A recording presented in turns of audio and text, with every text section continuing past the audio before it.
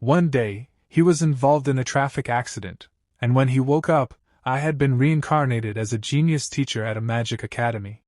Named Chris. But whether it was a trick of the gods or fate, this person had a major flaw. In this world where every living being except monsters can use magic, he was an illegal player, someone completely unable to use magic. There was only one way to avoid being deemed a monster and executed: to fully play the role of a lazy, but secretly talented teacher and keep fooling the gifted students around him. However, maybe he played the role too well. At the beginning of the story we see Valdar Academy. And an announcement is made: Valdar Academy graduation representative, Michael Foxon. Michael Foxon, step forward. Michael Foxon comes forward and addresses everyone, and he says, "Hello, everyone. I'm Michael Foxon, a graduate of the second class of Valdar Academy." Then we see the protagonist of this story. He is sitting on a branch of a tree, and he is saying, "Hard to believe that the guy who used to stumble over simple greetings is standing here now. Well, from here, he just looks like a talking cotton swab or something, but really, no one else has hair that white except Michael. You've grown so much, Michael. Not that I actually taught you anything worthwhile as your homeroom teacher. Truly, there were countless events over those years. It was so hard staying in character beside the protagonist of a fantasy novel. But now I've completed the main quest. Goodbye to 3 years of over-the-top character settings. Now begins my long-awaited slow life." Then Michael Foxon says, "But I owe it all to someone worthy of being called a true mentor, Professor Chris." By the way, the name of the protagonist is Chris Doton. And Michael Foxon has just taken the name of that person, due to which he gets shocked, and he says, "Why is my name coming up?" And Michael Foxon further says, "If I hadn't met you, I wouldn't be who I am today. Thank you for never giving up on me, even when I was weak and pitiful, and for guiding me. I also know you have your reasons for not being able to stay at the academy any longer. So please, give me a chance to repay you. I'll follow you for the rest of my life." Chris Doton is in great shock and says, "No, no, no. You're the protagonist. Your story is just getting started. The whole world is waiting for you. Do you have any idea how many scouts came just to recruit you?" Michael Foxon further says, "And it's not just me. All of us, my classmates, trained by your hand, we've gathered here for one purpose: to follow Chris Doton. We, all 5 of us, pledge our loyalty to Chris Doton." Chris Doton gets stunted and says, "Wait, what is this situation? How did it come to this? I'm just an ordinary, powerless person from another world who can't even cast a single spell. Did I mess up the character settings?" Chris Doton tells about his story and he says, "This all started before I ever became a teacher at Valdar Academy, right after the car accident. That day, as my consciousness faded, something suddenly appeared in front of me. A system window opened in front of him, main quest. The Earth God's wish. A new life. 2. Something. Accept quest? Yes or no?" Chris Doton is looking at the system window in surprise, and he thinks, "What the heck am I seeing? Am I really about to die?" That's what I thought, until I saw that one word. I want to live. There's no way I'm dying here. My life is just getting started. In that moment, I chose to live. Without hesitation, I pressed the button. Yes. Then his eyes open inside the novel. He wakes up in a shock. A lady is standing in front of him, who is happy that Chris Doton has woken up. Chris Doton was surprised to see the things around him, and he thinks, huh? Wait, she can't see the message window? But more importantly, when Chris Doton heard his name from that lady, he was surprised. Then that lady gives Chris Doton his ID card and says to him, "Yes, Mr. Chris Doton. Here is your ID." Chris Doton looks at his ID card and it is written in it that he is a new teacher. His name is Chris Doton and he is also a teacher of Valdar Academy. And he says, "New teacher at Valdar Academy? Wait, this isn't even Japanese. Why can I read it? Today was supposed to be your first day. The entrance ceremony has already ended, but since it was a train accident, the Academy will understand." Train accident. Then he says to the lady, "Excuse me, could I borrow a mirror?" Then the system window opens in front of him. Main quest: the Earth Gods wish 1-1. Welcome. You have been reincarnated as Chris Doton, a new teacher at Valdar Academy. You will spend the next 3 years completing quests as Chris Doton. Chris Doton thinks, I've been reincarnated. No wonder those cheesy isekai lines felt natural. And Valdar Academy, that's from the fantasy novel I used to read for fun. The Strongest Demon King Hero, the story of a weak protagonist who awakens as a demon bloodline heir, sweeping aside all enemies with cheat abilities, and ends with world domination and a harem. Classic. But that was a while ago. I don't even remember how many chapters one read. Also, who the heck is Chris Doton? Chris Doton is looking at the system window. A teacher must have disciples. Reach the front gate of Valdar Academy within the time limit. Reward: map of Valdar Academy, April 1st, remaining time, midnight. Penalty: death. Chris Doton gets a huge shock when he sees the penalty. And he punches the system window and says, "Penalty: death? I just died, and now you're saying I'll die again if I fail." The lady is shocked as she could not see the system window. Also, she cannot understand Chris Doton's problem, and she says, "Mr. Chris, you need rest." Wait, who are you yelling at? Next day. Chris Doton leaves for the academy, and he is mumbling on the way, and he says, "I forced her to discharge me early, but I'm still kinda sore. Also, starting out as a new teacher with barely any money sucks. Half my savings vanished at that clinic. So far, all I've figured out is that the currency is gold, and the academy is a half-day's walk from here. Also, who is Chris, really?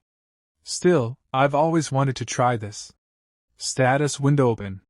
And Chris Doton starts looking at his status. Fame, 0/shut-in mage, magic, S/human magic crystal, strength, F/good condition, agility, F/like a snail, defense, F/like a wet sheet of paper. Skill: illegal players cannot use skills. Chris Doton gets a little surprised and says, "What? 3 Fs and I can't use any skills? Okay, stats are one thing, but I can't use magic? And illegal? Did I reincarnate through a pirated version or something? This is bad. Really bad. In this world setting, the only beings who can't use magic are monsters. And I'm supposed to be a teacher at the continent's top academy? This isn't just bad, it's a death sentence. Maybe I should run away? At this rate, my last words are gonna be, can't use magic, but I swear I'm not a monster." But Chris Doton looks at the remaining time, which is just 23 hours 52 minutes and 48 seconds remaining. And so he says, I get it. Arg, I don't have time for this. This is my second chance at life. The one bit of luck.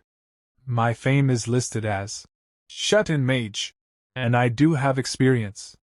I once got reported in an online game for too realistic role-playing. That just means it was good. So, I'll play this as the mysterious, super powerful mage who never shows her true strength. For 3 years I will survive by pretending I'm the real deal. Then we see the gate of the Welder Academy. A statue in the form of a monster key is guarding the gate, but he is getting very bored, and he thinks the entrance ceremony was a week ago, so no one's around. Then he feels something dangerous, due to which the stone statue starts sweating. When he looks ahead, he feels a dangerous aura which is coming from our protagonist. And he gets scared and he thinks, who's this guy? What immense magical power. Must be a teacher. I heard the new teacher got into a train accident. It's only natural for academy teachers to have monstrous power, but no. This is far beyond that. That scar on the forehead. Hair black as a wild beast's mane. Skin pale as moonlight, eyes sunken like midnight. This is death. Death itself, in human form. Those red-black eyes have seen countless ends. There's a void behind him, a heavy emptiness. Chris Doton stops in front of the monster and says to him, to post a mere pebble like me at the gate.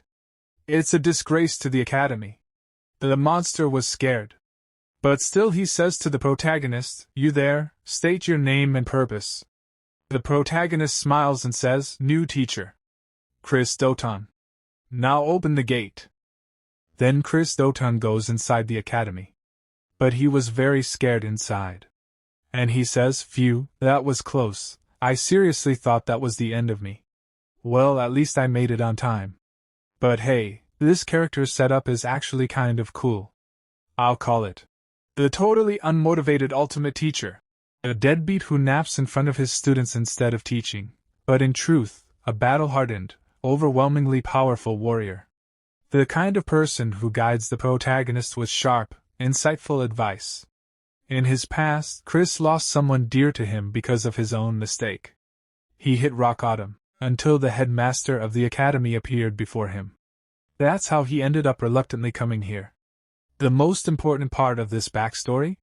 He's traumatized and refuses to take on a disciple again. But he's also arrogant, believing weaknesses like you all aren't even worth teaching. If you want to see my magic, then get stronger first. This could work. Chris Doton is so engrossed in his thoughts that he does not even realize that blood is coming out from his wound. And seeing his blood, he gets surprised and says, "Don't tell me. Did the wound reopen from the accident?" The moment I saw the blood, a wave of pain and dizziness hit me. Then only the system window opens in front of him again. "Quest complete, you received Valar Academy map for /1 as a reward." Chris Doton gets angry and shouts, "Is this a joke?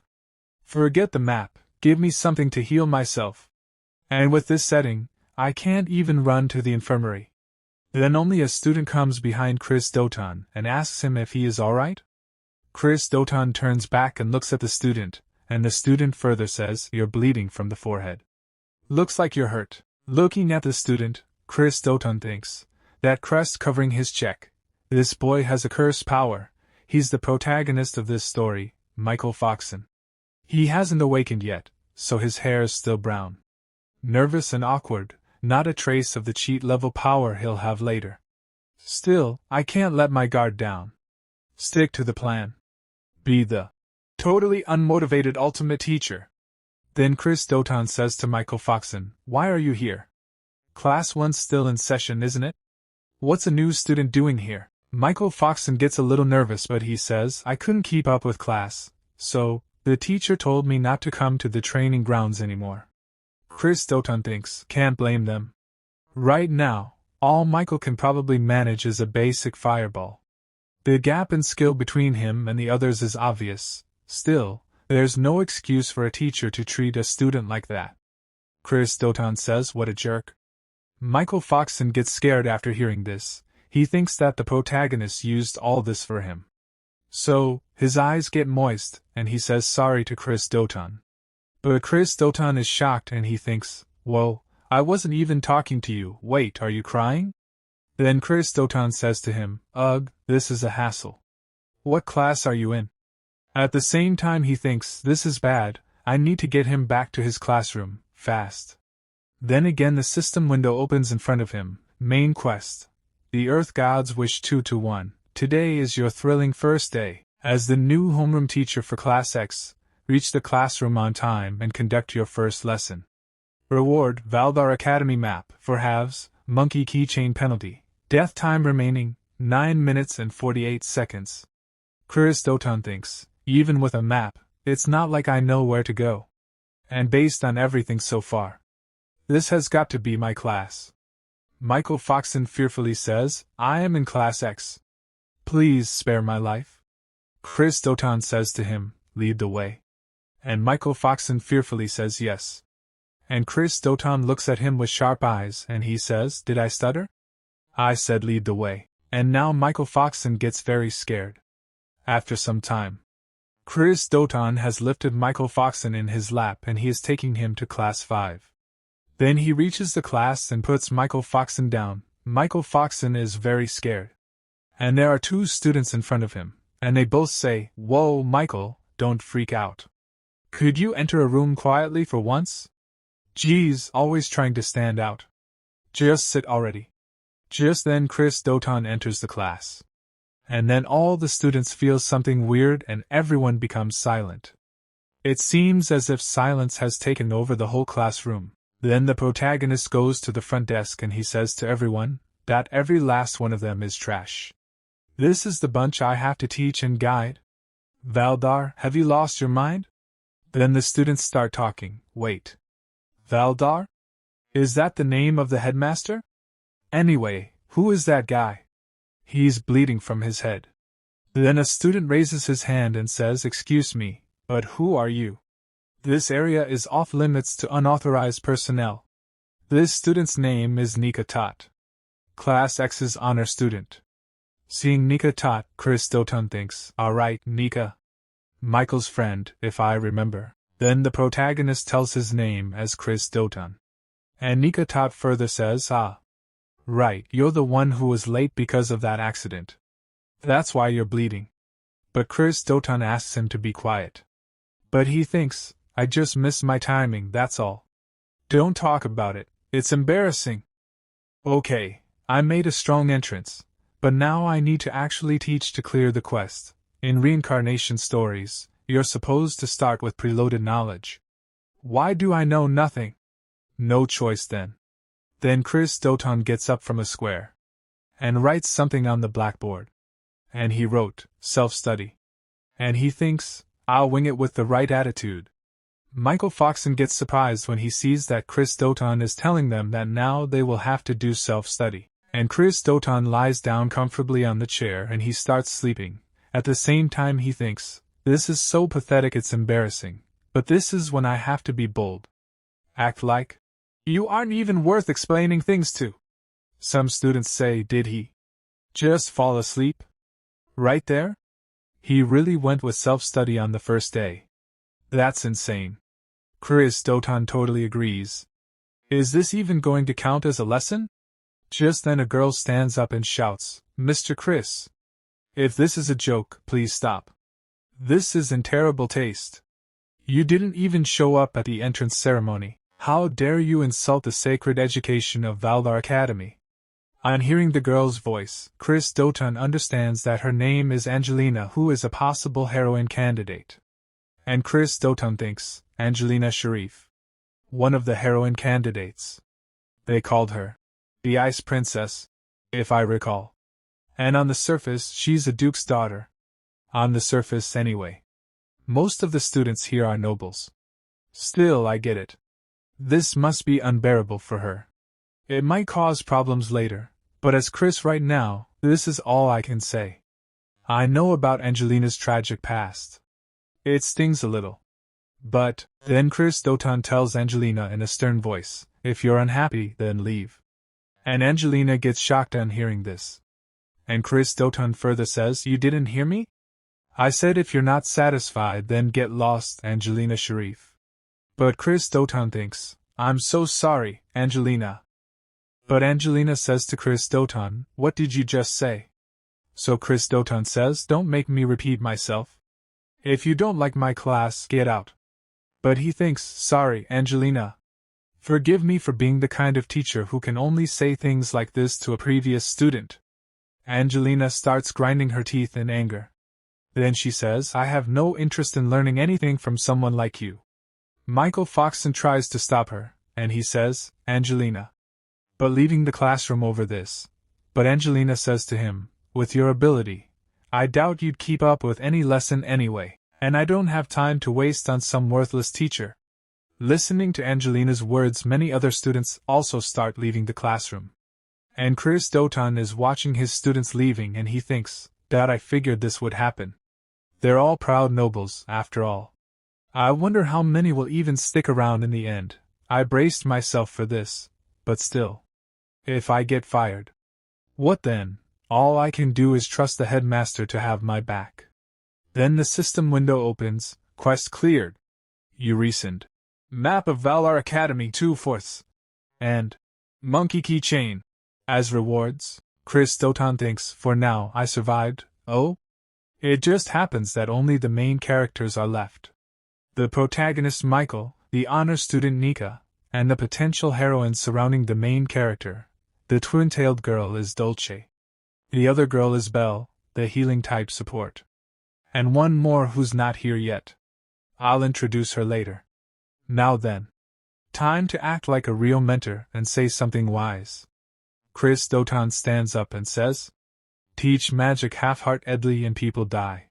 Hearing Chris Doton's words, all the pending students' ears perk up, and they all get shocked, and Chris Doton says, "That's why Valdar Academy is a training ground for killers. Give a deadly weapon to someone who can't even control their own mana, and it won't be them who dies, it'll be someone else.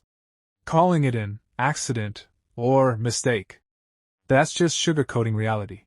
Do you have the resolve to bear that responsibility?"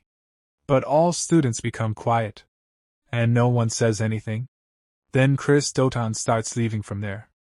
After some time, Chris Doton comes out of the classroom and stands near a wall, and he starts laughing and he says, "I think my lifespan just shortened by 10 years, creating a character whose life depends on their performance.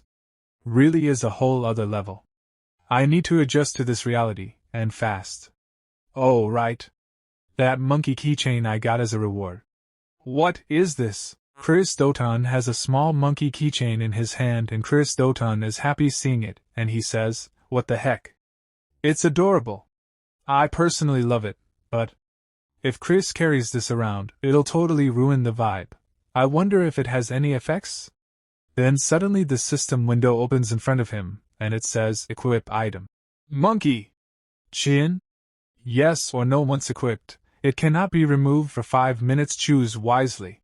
Chris Doton says, "So I won't know the effect until I equip it?" Alright, let's just check what it does. The system says, "You equipped monkey keychain. While equipped, your agility increases by 1 rank. From F snail to E big bros snail." And Chris Doton becomes happy seeing this and he says, "An entire rank boost to agility.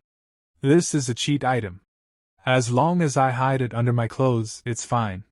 Higher agility means better offense and dodging." The system further tells Holmver, while quicker speech will end with "Key." Example. The system is truly generous. Key. Chris Doton gets surprised on listening to the system's words.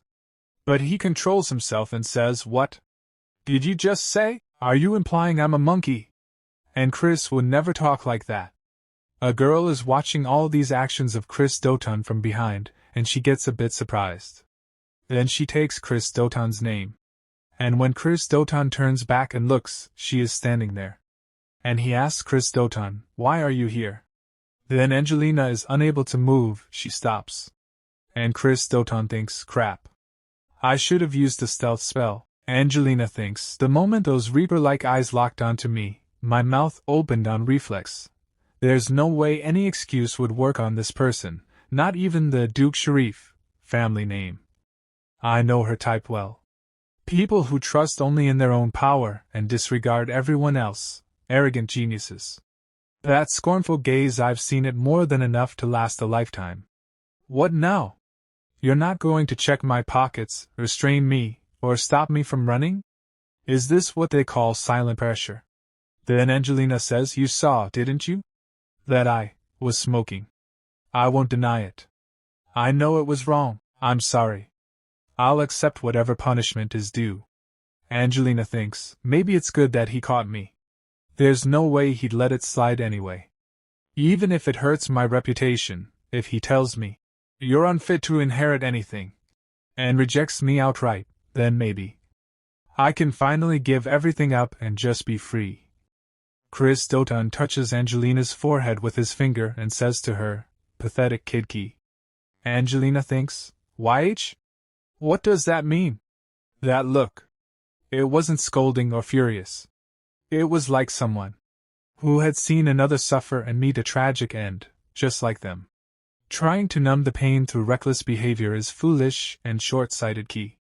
No matter how powerful you are, you can't redo the past. That regret. That way of seeing echoes of the past in similar moments now. You're just like me. You're human too. So you weren't just some tyrannical generalist after all. Then Chris Doton starts leaving.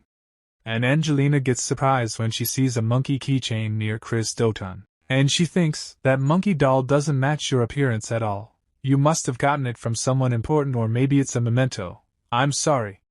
for reminding you of something painful, and for acting out of line despite being such an amateur. But Chris Doton thinks, by the way, enforcing a no-smoking rule on campus doesn't fit your character at all, right?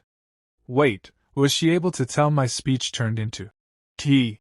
After some time, Angelina comes back to her classroom and sits down. Chris Doton is surprised to see that Angelina is back? And Angelina says that's… don't misunderstand. I was just curious about Belle Fruzia's healing magic, that's all. And Nika Tot gets excited and he says, so, X class now has me, Nika Tot, Michael, Dolce, Belle, and Angelina. That makes 5. It's like a small elite unit. So cool. And Chris Doton thinks, well, the rest of the students all requested transfers out of this class. Dolce says, I wanted to show those useless extras what we're made of, right, Michael? Chris Doton thinks, as expected of Dolce, a real little devil-type heroine. And Belle says, Dolce, don't tease Michael. The teacher is about to explain today's lesson. Face forward. Professor, what will we be doing today? Chris Doton says, well, I guess it's finally time for a real lesson. If I could avoid it, I would. Then he says to the student, today's lesson is field training. And the system says to Chris Doton, main quest, one of the Earth God 1-3, first real tracking mission. Take the X-class students to Vinitz Plains and slay monsters. Complete all objectives within the time limit. Reward. Map of Valdar D, 3/4, rusted sword penalty. You already know, right? Monsters defeated 0 out of 50. Time remaining, 24 hours. After some time, we see the beautiful place. Then a teleportation formation opens and Chris Doton and his students come out from it. And Angelina says, the Vinitz Plains? So this is where the field training will take place. Nika Tot is excited. And he looks at Chris Doton with shining eyes and he says, wow. Professor, we haven't even been given weapons yet, and you're already using teleportation magic? But Chris Doton thinks, no, that wasn't me. We were just in the classroom, and the next thing I know, we were here. What's going on? Spatial magic isn't something students can use. And then Dolce looks at Chris Doton's head and she says, wait, there's a shadow over Professor's head. And the students think, that must mean we were summoned here by someone else. That's a horned rabbit. There are horned rabbits behind Chris Doton. And the system tells Chris Doton, teleportation by an unknown party confirmed. You have arrived at the designated location. And Chris Doton thinks, we were brought here by a third party. Dolce shouts, it's a horned rabbit. Angelina says, Professor, there's a boss monster right behind you. Chris Doton looks back in fear and thinks, am I going to die? And the system tells Chris Doton that the remaining time is 23 hours 59 minutes and 59 seconds left. Until now he had not hunted even one of the 50 monsters. And there are 2 dangerous monsters in front of Chris Doton, as well as the boss monster. And Chris Doton thinks, get a grip. Right now, I'm Chris Doton. What would he do in this situation? To him, this kind of thing wouldn't even count as playtime. He'd probably use it as a chance to test the students. Then Chris Doton shouts and says to the students, you fools. Have you already forgotten why we're here? Angelina says, what? You can't be serious. You expect us to train in this situation? Do you even know what's behind us? But Nika Tot is excited and says, get it now. Angelina. That must mean Professor will handle the boss himself. We just have to take care of the smaller ones. Chris Doton gets happy and thinks, what a model student. He just saved my character with that perfect interpretation. Dolce says, so we're just on minion clean-a-do? And Angelina looks at Chris Doton with scared eyes but she says, that I understand. You must have a plan. I believe you wouldn't knowingly put us in danger. And Angelina takes out her spear and stands in a fighting posture.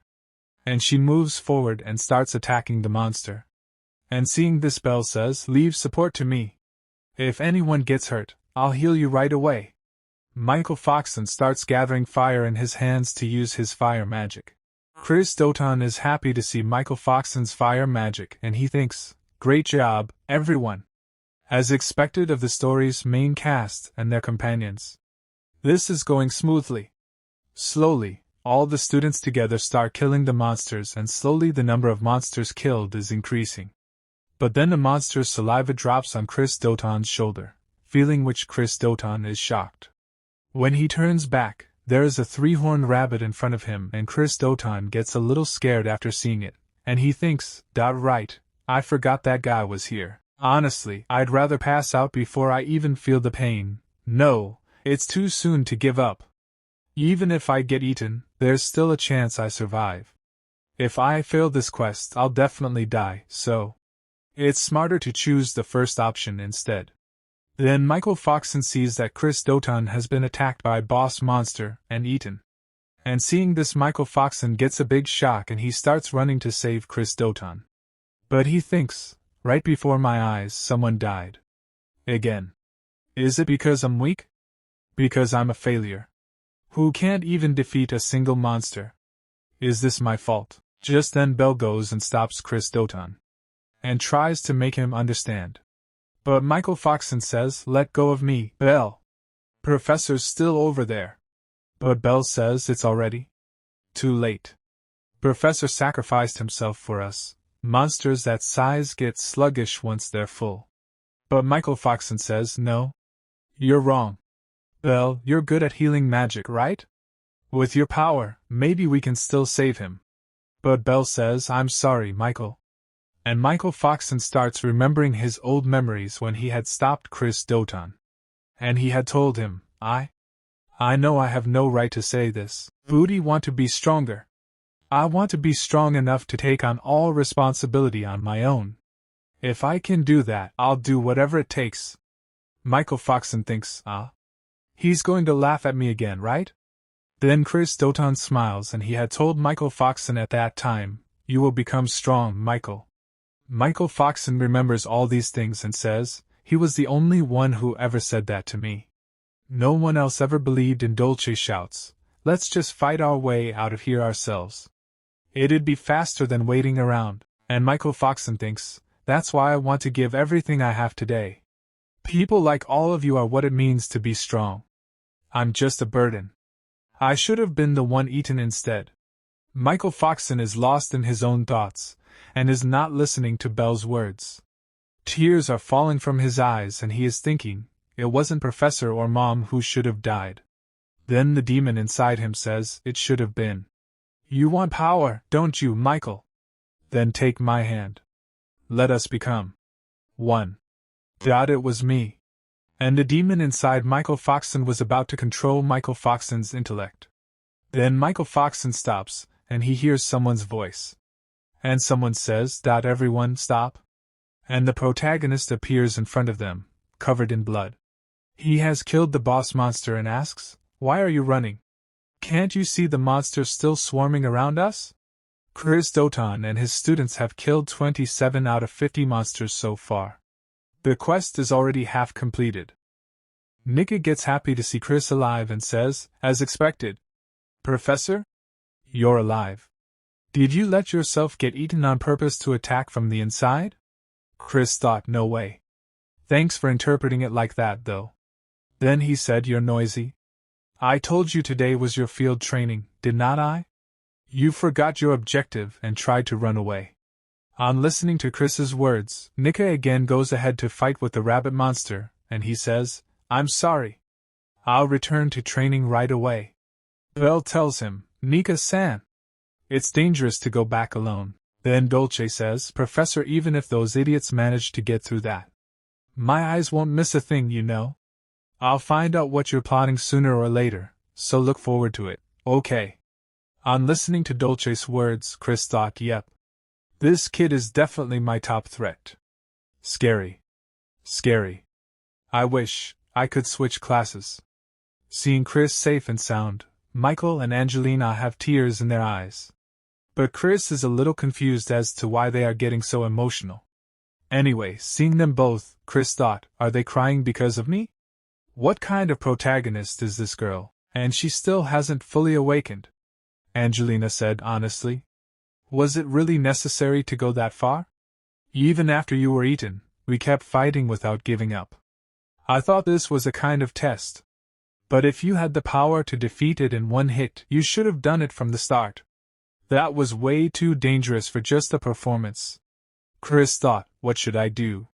They're misunderstanding everything, but I don't really feel like explaining. Because, by eating me, who possessed S-rank magic power, that monster, its stomach just burst from overeating. Then he said to both of them, I believe I said if you're unhappy with my methods, then leave. Also he thought, anyway, let's calm them down and get them back to training.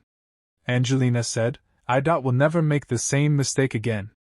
Michael said crying, I am sorry. Please don't abandon me, Professor. Chris thought, I'm kinda feeling guilty now. Chris said, then you all get going too. At the same time he thought, I really do want to explain everything properly. But, every living being in this world possesses magic power. Among them, monsters are born with relatively little magic power, so they have no choice but to absorb it from other life forms. The human species in particular, which holds overwhelming amounts of magic power, is often targeted by monsters. Magic power, as human magic crystal. However, all I have is an overwhelming amount of magic power. In other words, to them, I'm the ultimate dish, premium foie gras topped with caviar. But what happens if you try to stuff a watermelon into a small plastic bag? Magic power that exceeds capacity can't be absorbed and just bursts the container. Well, I didn't really think it would go that smooth. Anyway, now that the boss is dead, the small fry would normally come after us. Dolce attacks the rabbit monster using water magic, while Angelina attacks the monsters using birth magic and freezes them. Chris is shocked to see their power level and thinks, but these kids are perfectly in sync even without being taught anything. It looks like I don't need to worry. In that case, at the very least, I need to be able to protect myself. Chris uses monkey keychain, item monkey keychain equipped. While equipped, agility increases by 1 rank. F snail, to big bro E snail. Chris is about to fight the rabbit monster and he thinks, I probably won't need to give the students any more orders, so I'll boost my agility here. But the rabbit monster has more agility than him and Chris barely dodges the punch. But he still gets a little injured and his heart is pounding, and he thinks, hi.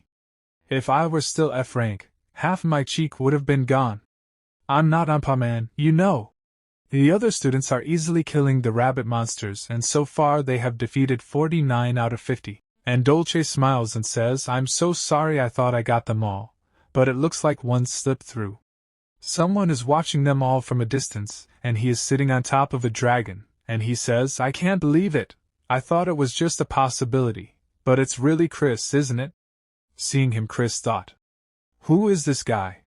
He totally looks like he's screaming, I'm the mastermind. With that appearance, wait a second.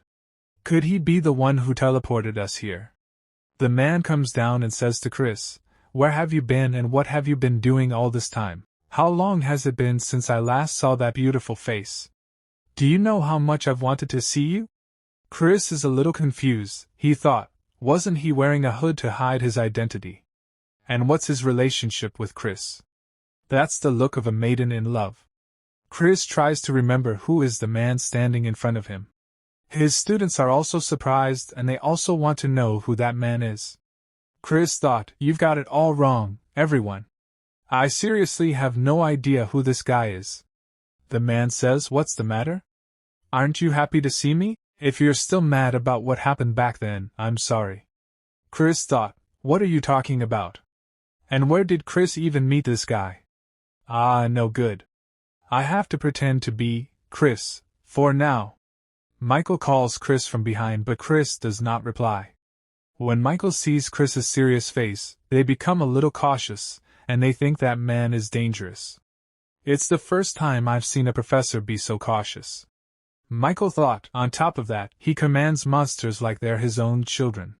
Could he be the one who unleashed the rampaging horned rabbit? And the man said, I thought someone had killed my precious darlings, but to think it was Chris.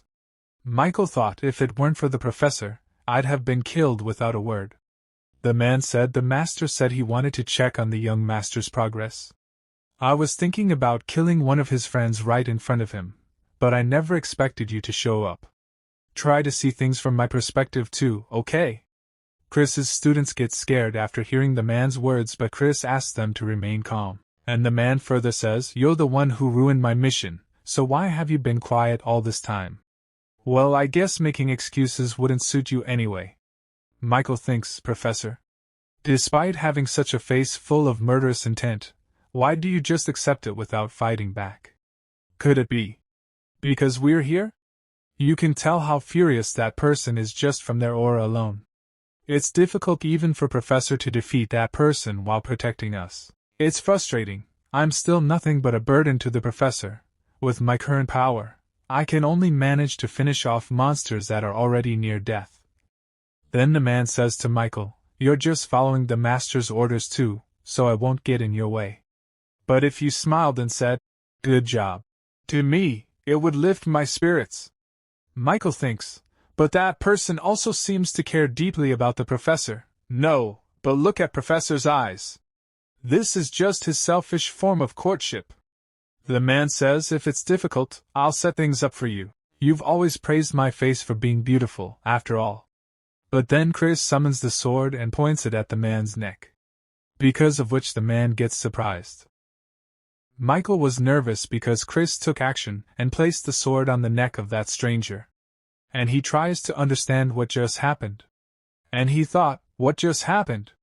Where did that sword even come from? There are only a handful of people on the continent who can wield creation magic. But if it's Professor Chris, maybe it's not impossible. Then Chris said to the stranger, "What nonsense have you been spouting all this time? Talk in your sleep, you trash." The stranger gets a little nervous, but he says, "So you're still holding a grudge about that, huh?" Chris smiled, but inside he was nervous, and he thinks that I am saved. It's thanks to the protagonist defeating the 50th one. I can't tell you how much I wish for it in my heart. I was praying that even just one of those lying on the ground would be finished off a little while ago. Michael was disappointed that his power level is not equal to Chris and that stranger. So he was sad, but he did the right thing by killing a monster.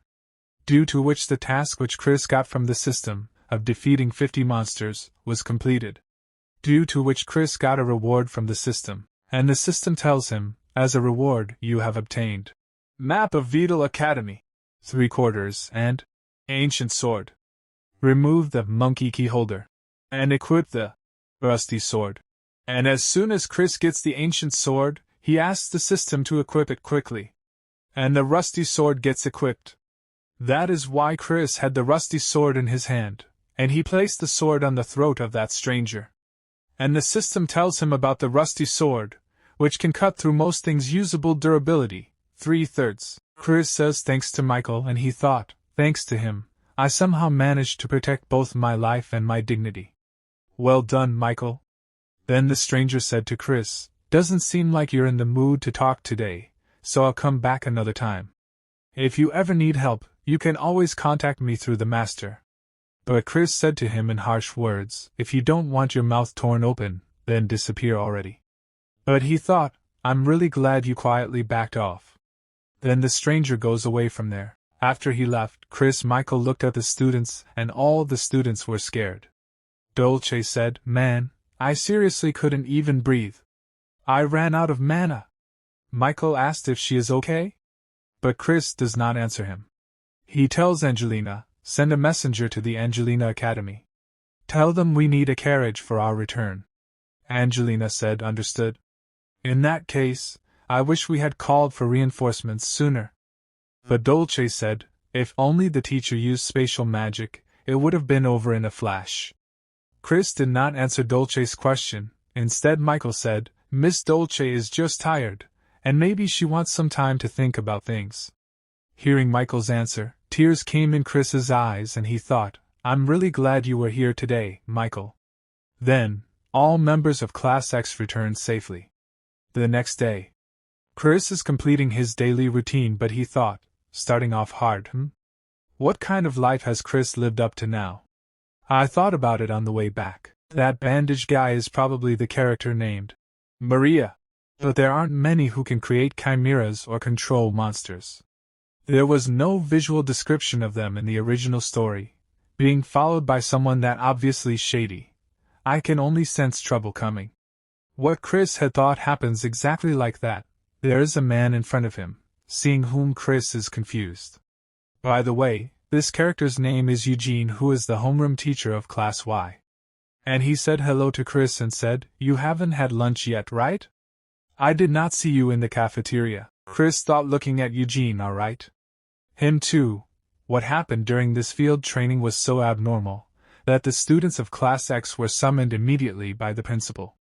However, for some reason, the principal's decision was to reinforce the defense magic circle and to impose a gag order regarding the incident. And also, one person was assigned to monitor me. It's this narrow-eyed teacher. The principal probably realized the person who approached me was part of the Demon Lord's army. And since there's a chance I'm colluding with them, he assigned this guy to watch me. Over a decade ago, the Demon King was defeated by the Holy Emperor and is believed to have vanished from this world. But just like in every fantasy cliché, he's been lurking in the shadows, scheming his resurrection. The protagonist holds himself back and takes revenge on them. That's the premise behind the strongest Demon King hero in this story. I'm in a tricky position, caught between the principal, who's on the Holy Emperor's side, and the Demon Lord's army. If I get on this guy's radar, I'm seriously screwed. Eugene asked Chris, "What do you say? Want to have lunch together?" But Chris said, "You've been babbling non-stop. You're such an eyesore, so disappear already." Eugene said, "I see. Was my voice too loud? Then, how about this volume? I actually get told a lot that I have a nice voice." Seeing Eugene's weird antics, Chris gets very angry inside, but he controls his anger and thinks, "Ha! Is this guy a pervert too? Everyone around me likes this or what?" And Chris said to Eugene in harsh words, "I said shut that mouth of yours." But Eugene laughed at Chris's words and said, "Well, that would be difficult." "Well, that would be but if you were to cover them with your own hands, teacher." Chris said, "Shove your own fist in your mouth." Then Chris gets a new quest by the system. Wish of the Earth God 1-4. Building relationships with fellow teachers is also important. Try inviting a fellow teacher to hold a joint class. Rewards 1. Map of Vital Academy for 4ths 2. Rotten Mandragora route, *. If you fail, you die. Remaining time, 48 hours. Chris thought, they're not even trying to hide their malice anymore. Do it or die. It is basically the default now. At this point, I have no choice but to use this guy. He's the homeroom teacher of neighboring Class Y. He has the most students who transferred from Class X. But how am I supposed to bring up something like that while staying in character? It's not like I'm a tsundere character. No, wait. The quest says to hold a joint class, but it doesn't say we have to become friends. In that case, there's no need to force myself to act nice. Then Chris said to Eugene with a serious face, "Hey you. Because of you, I wasted 5 whole minutes of my time.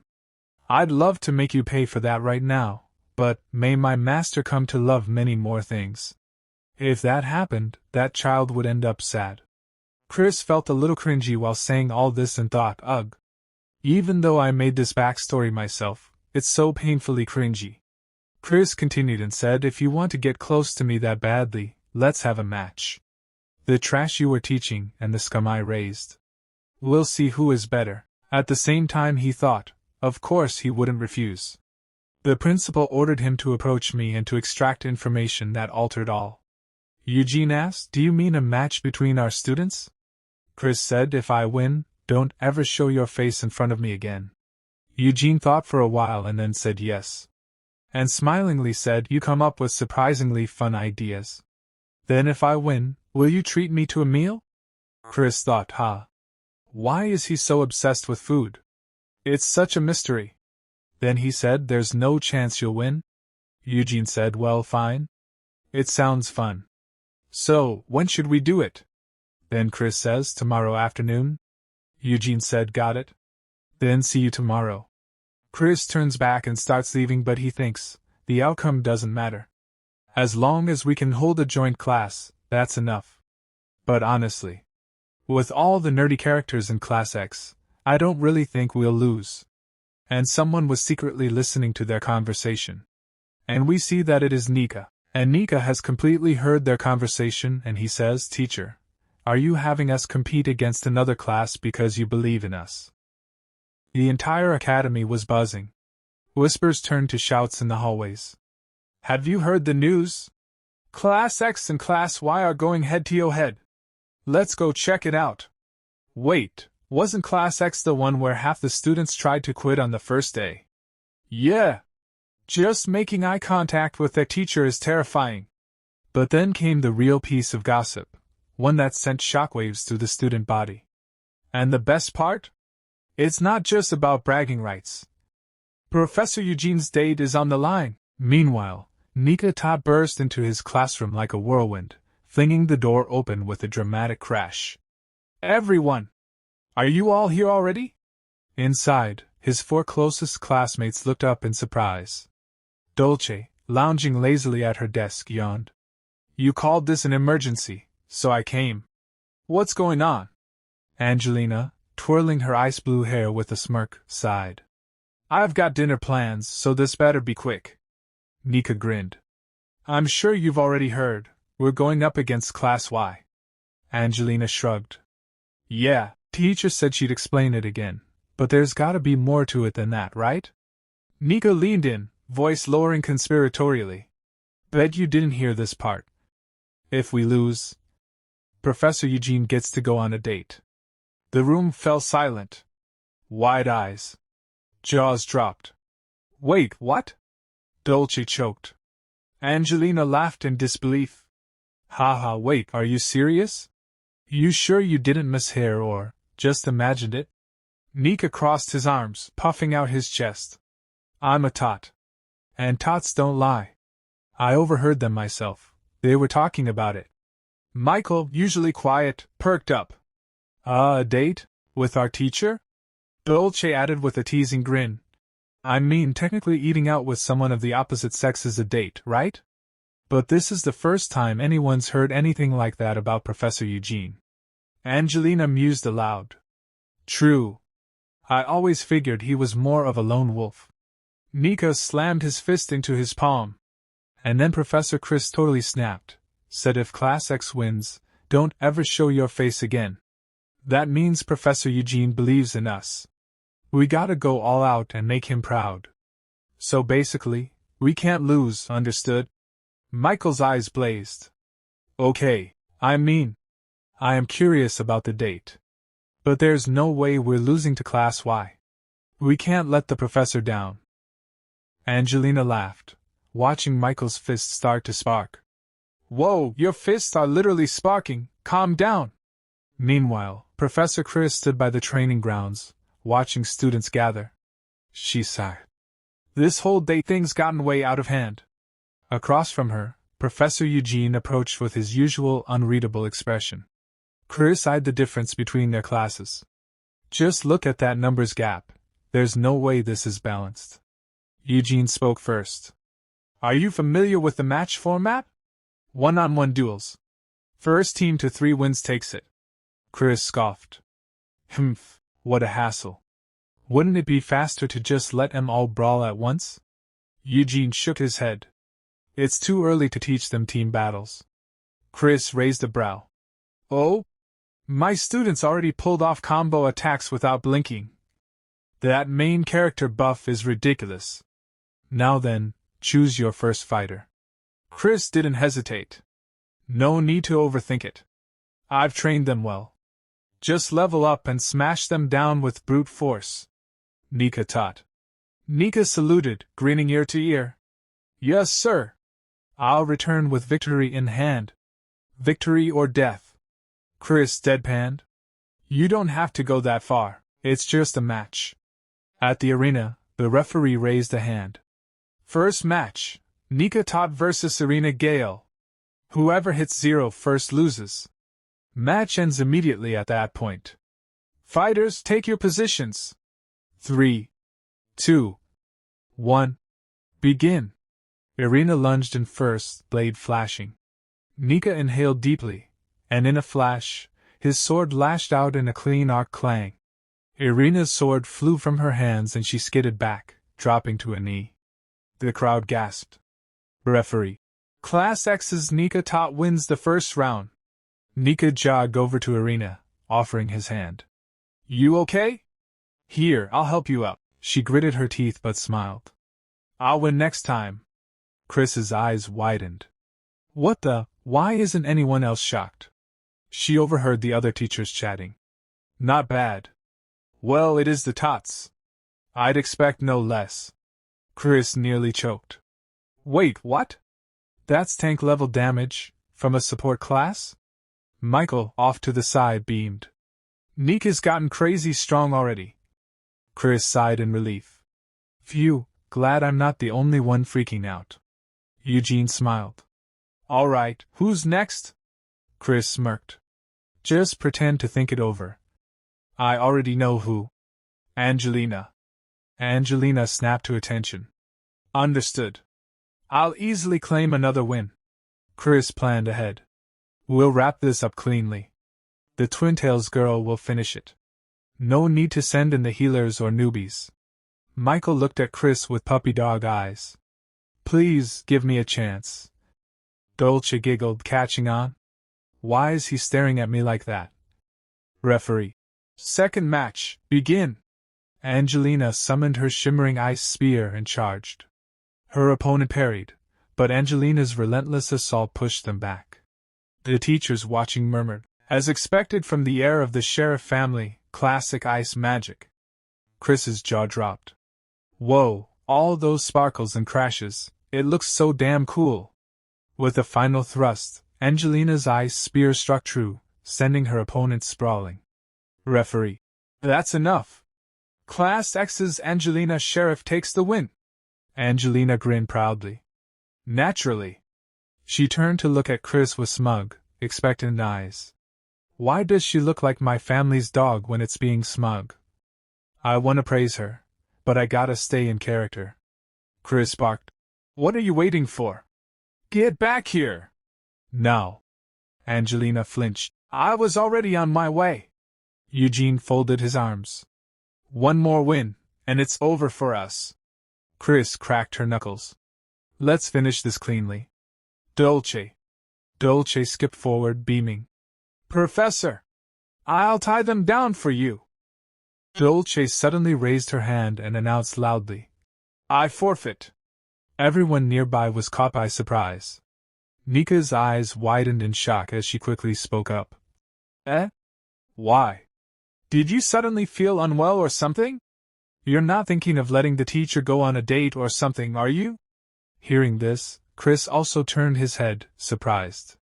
He thought to himself, What's a date? Well, whatever. Let's just hear her reason first. Chris then asked directly, Did you get cold feet? But Dolce shook her head with a carefree grin. Nah, it's not like that. I just thought it would be unfair.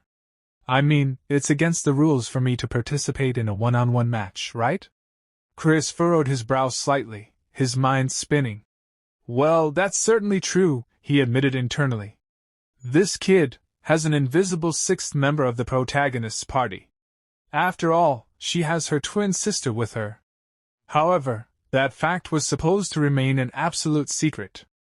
Due to various complicated circumstances, no one else was supposed to know about Dolce's twin. What are you planning? Chris wondered warily. Dolce then turned toward Michael with a bright, teasing smile and said, So win in my place, okay. Michael. Chris sighed inwardly. As I thought, she's trying to score points. She probably thinks she's giving the protagonist a chance to shine. Well, it's not a problem to lose once or so. He then called out to Michael. Michael! Are you prepared? Michael clenched his fists tightly, his expression full of determination. Yes. I'll give it my all and definitely secure victory. Well, it's just a match between students, Chris thought, somewhat reassured. It should be fine. Now, the match officially began. Michael stepped into the arena. Standing in front of him was a menacing-looking student with a cruel smirk on his face. The academy bully. The bully sneered. "Hey, Michael, you cursed, disgusting commoner. You should be grateful that I'm your opponent."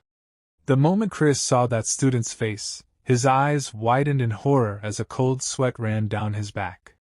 "Oh no. I forgot. There are mob characters who bully the protagonist." The bully stepped forward, provoking further. "Hey, don't just stand there silent. Say something, will ya?" But Michael remained silent, his face stiff, unable to respond. Chris clenched his fists. It can't be helped that there are characters who provoke the protagonist in this setting. But now is not the time. The bully, sensing Michael's hesitation, grinned maliciously and delivered a cruel, unforgivable blow. "How does it feel to come to the academy after killing your mother, you piece of trash?"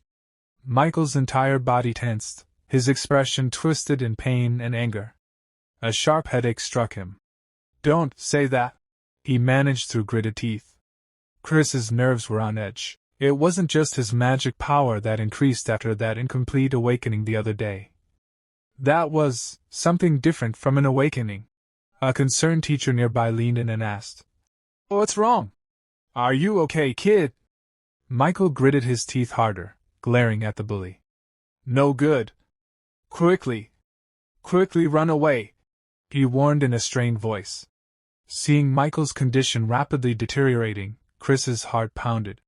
That's a sign of going berserk. But the foolish bully ignored him and scoffed. "Huh? What are you saying? Just stay still. I'll take you down in one hit." Chris could feel his nerves fraying. This is bad. Now's not the time to worry about character roles. Without hesitation, he shouted loudly to the entire arena. "Match cancelled!" But it was too late. A dark, ominous energy began pouring out of Michael's body, surrounding him like a thick, malevolent fog. The evil aura grew thicker and thicker, crackling in the air. Teachers and students alike stared in horror. Chris's face went pale as fear gripped him. It's over. He's completely turned into a monster now. The sinister, demonic presence around Michael intensified. His face twisted, his real, monstrous side, hidden beneath his usual gentle appearance, was now visible to all. A collective scream echoed across the arena. "Monster! Monster!" The students panicked and began shouting in terror. The bully who had mocked him earlier was now trembling in fear, his voice quivering as he pleaded. Please! Help me! Somebody!" Michael's monstrous form slowly stepped forward toward the bully, his eyes glowing with hatred. At that moment, a familiar ding sound echoed in Chris's mind as a system notification appeared before his eyes. Quest difficulty may change depending on the situation. Please successfully complete the class as a teacher. Chris gritted his teeth in frustration. Every single time, they push unreasonable demands on me. They want me to stop the protagonist's rampage, with my own hands. He knew he had no other choice. Without wasting a moment, he quickly moved toward Michael. The students watching gasped in shock. Teacher Chris! Chris clenched his jaw. The only saving grace is, this place is designed so that no one dies.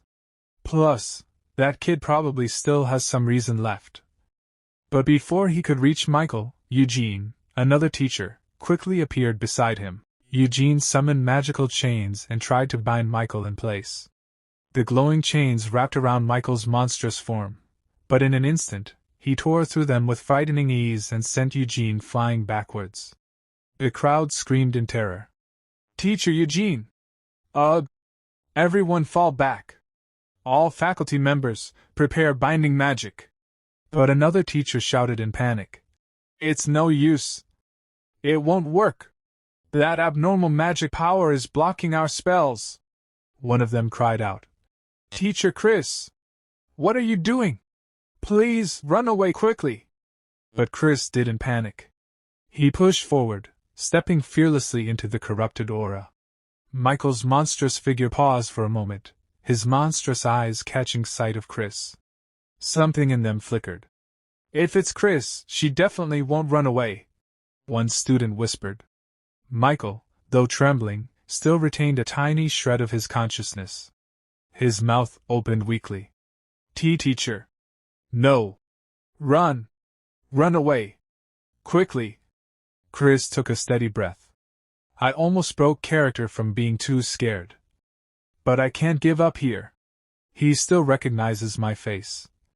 Now's my chance. Without a word, Chris stepped up and stared into Michael's eyes. Michael's body stiffened as he began to sweat nervously. In an instant, Chris lashed out with a swift kick to Michael's knee, causing him to buckle. He grabbed Michael by the collar and pulled him in close, his gaze fierce and unwavering. He spoke with a voice like steel. Is this the strength you desire? It doesn't matter what fate you bear. If you make a true resolution, you can be reborn as a strong person. That's why I said you can become strong. There won't be a next time. He stared into Michael's eyes. Come back, Michael. The words struck deep inside Michael's heart. His monstrous aura wavered. Come back. Michael. Michael's eyes trembled, his body quivering. Slowly, a trace of his true self returned. And with that, Chris turned to his student and called out, Let's go back, Michael. Without waiting for a reply, he walked away, leaving the tense atmosphere behind. Some time later, Chris found himself alone, his mind still reeling from the recent events. Suddenly, a sharp pain coursed through his body, and he winced, clutching his side. Ow! That hurt! He groaned, his voice tight with pain. I'm gonna die! That's totally right? Just then, a familiar chime sounded, and a translucent system window shimmered into existence before him. Quest completed. You received the Dalua Academy map for 4th Rotten Mandragora route. The map has been updated. Location detection feature unlocked. Rotten Mandragora route. Consumable. Effect: recovery speed increased by 200%. Side effect: Wish of the Earth God. You've completed all of Chapter 1 of the quest. Chris sighed deeply, muttering to himself. I left those students behind, and that creepy slit-eyed guy too. But I guess I did get some rewards out of it. The Vidalua Academy map, and now I've unlocked location detection. He paused, furrowing his brow. Still, I'm worried about Michael, but... He crouched down near a doorway and cautiously peeked inside a dimly lit room. His heartbeat quickened, but he forced a casual expression onto his face, masking his concern with a thin veil of indifference. It doesn't really fit my character to get involved, he thought. Let's just say it's because I have trauma from losing a student. As he steeled himself to leave, a calm voice echoed from inside the room, startling him. I knew you'd come, the voice said warmly. You really are a kind person. Please come in. Chris's eyes widened, recognizing the voice. He stepped inside, where Eugene awaited him with a faint smile. That was a reckless move, Chris scolded, his voice sharp, though not entirely devoid of concern. Eugene let out a short laugh. Ah, so you noticed? He replied, a glimmer of amusement in his eyes. Chris's gaze narrowed as a memory surfaced. Come to think of it, when he jumped in earlier, he didn't cast any defensive magic, did he?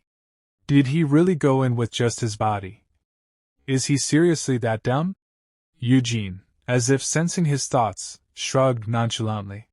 I was confident I wouldn't die, and if it let me earn a favor from you, it was a small price to pay. So, about our bet. Eugene continued, his grin widening. Technically, Class X has more wins. Chris shot him a deadpan stare. Obviously you lose. Eugene feigned contemplation for a moment, then burst into laughter. Then how about this? I'll treat you to celebrate your win, Professor. Chris folded his arms. Aren't you forgetting the conditions of the bet? Eugene winked. Well, I hit my head, so I might have forgotten. With a scoff of disbelief, Chris turned to leave. I'm done with you. Behind him, Eugene called out cheerfully. It's a personal invitation, so contact me anytime. Once outside, Chris let out a long, exhausted sigh. What the hell is going on? Was this a dating sim or something? How did it come to this? Before he could gather his thoughts, the system window popped up again with a crisp chime. From Chapter 2 onward, the route will branch based on player choices. Tap a choice to view route details. Route 1, Demon King. Route 2, Holy Emperor. Route 3, none of the choices. Chris squinted at the screen. What kind of choices are these? And why is there a tiny heart icon on the side? He tapped the explanation button. Demon King Route. You've infiltrated Vidalia Academy as a spy for the Demon King. Your mission is to recruit Michael Foxon to the Demon King's side and conquer the world. Characters on the Demon King's side will be friendly. Characters on the Holy Emperor's side will be hostile. Chris grimaced. Turning the protagonist into a demon army member, huh? He switched to the next explanation.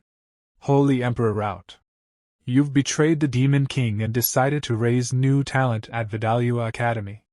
Your mission is to make Michael Foxon swear loyalty to the Holy Emperor and stop the Demon King's resurrection. Characters on the Demon King's side will be hostile, characters on the Holy Emperor's side will be friendly. So you raise Michael as a Holy Knight instead, Chris muttered. Then came the final option, none of the choices. Seriously? Indecisiveness gets you hated, you know? Not recommended for the incompetent. Characters on both the Demon King and Holy Emperor sides will be hostile. Chris sighed, rubbing his temples. So I have to pick a side? Well, yeah, it's safer to belong to a group if you want to survive, but if I choose the Holy Emperor route, I'll have to deal with fanatics like Maria. And if I pick the Demon King route, that perverted slit eye will turn against me, right? I hate both of them. After a long pause, Chris jabbed his finger at the final option. Yes, there's only one choice. Route selected. Good luck. No turning back now. Chris drew in a deep breath and thought to himself, I don't regret this choice. The flap of a butterfly's wings can sometimes stir up a storm. Wait, just a sec. I'm a legitimate main character, right? So why am I getting kicked out of my workplace? The next day arrived too soon. Professor Chris, a staff member called out. You're on leave starting tomorrow, right? The headmaster said you're taking a month-long break, so I'll be taking over Class X.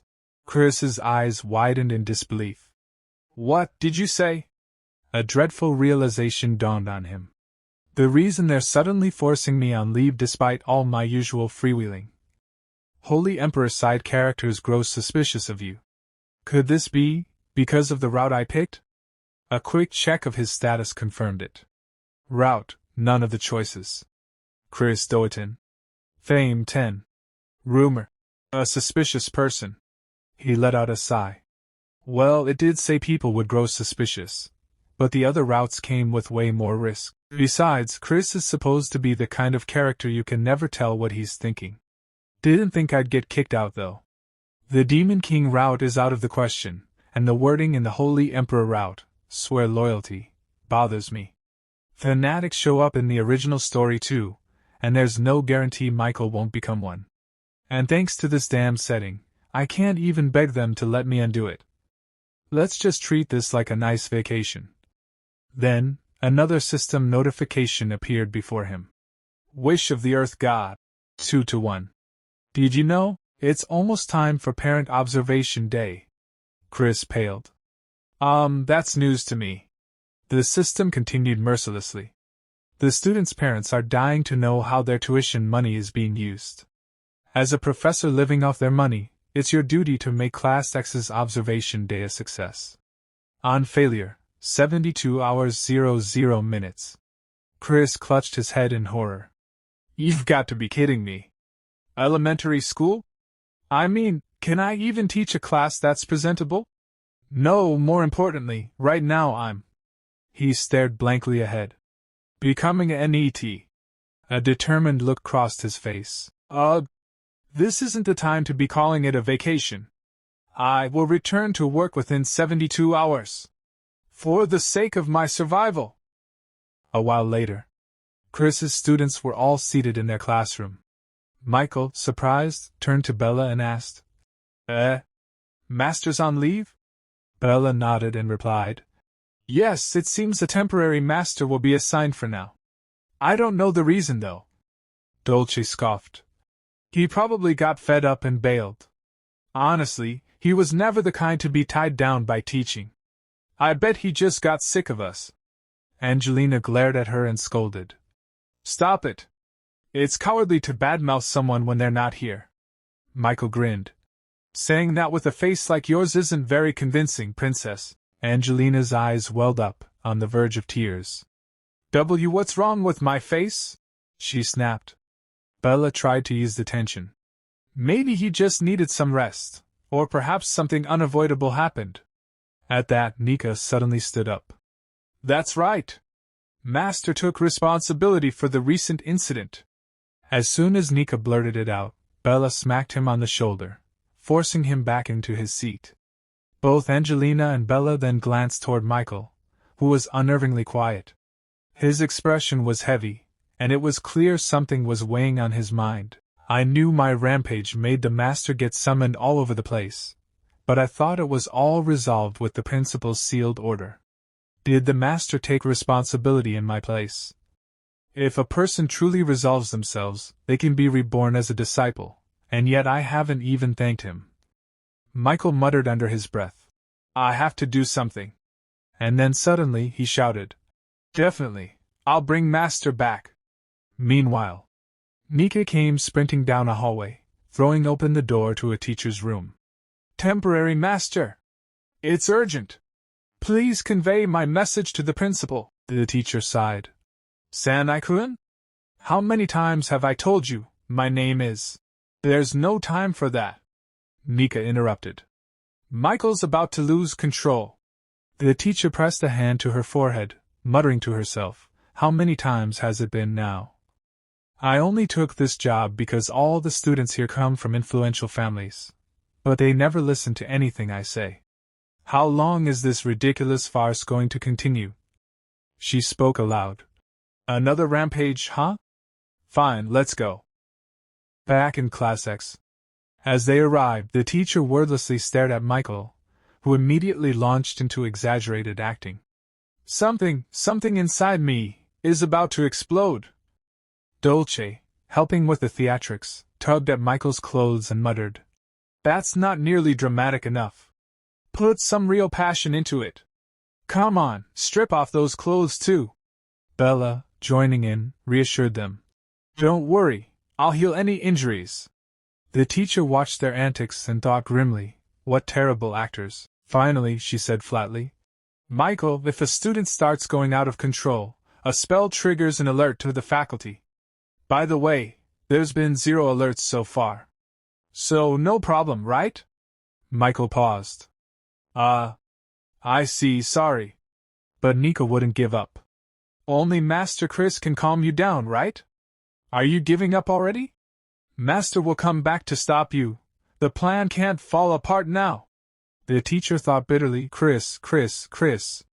What's so great about that rude man? I'll just have to endure this circus until Parent-Master Day. As long as I stay on good terms with their powerful parents, I'll be fine. But what the temporary teacher didn't realize was, after this ridiculous act, the students would stir up even bigger trouble. At another place, at an inn called Frog's Rest, the innkeeper was cleaning glasses while keeping a wary eye on Chris. 50 years running this place, and I've never had a guest like him. At first, I thought he was just a shady traveler, but he's been sitting there for 3 hours straight. Scowling. Drinking top-shelf wine, taking over the entire floor. The atmosphere's so heavy, no other customers will even approach. What is this presence? Is he the demon lord in disguise? Is today the day this inn gets destroyed? No, surely not. Just then, another customer arrived. The innkeeper quickly welcomed him, but when he got a proper look, his face stiffened. It's Duke Sharif? Angelina's father? The innkeeper's heart pounded. And if that wasn't enough, another figure stepped in behind the Duke. It was Natasha Tot, Nika's mother. Honestly, she scolded. I told you not to take off your hood. See, you've left everyone speechless. The Duke replied calmly. Tot, I don't recall making any seductive advances. Natasha smirked. I didn't say anything about seductive advances, did I? You're well aware of how good-looking you are. The innkeeper's body trembled with fear. And before he could recover, a gruff voice cut through the room. Shouldn't getting rooms be the first priority? My head's pounding for the first time in years. The voice came from a short, red-haired man, Henry Bright, Dolce's father. Finally, someone normal-looking, the innkeeper thought with relief. Henry spoke. 3 rooms. Will 3 high-grade magic crystals be enough? I've been shut away in the magic tower for 80 years, so I'm out of touch with current rates. When the innkeeper saw the sparkling magic crystals, his jaw nearly hit the floor. T3 high-grade magic crystals, those could buy several inns.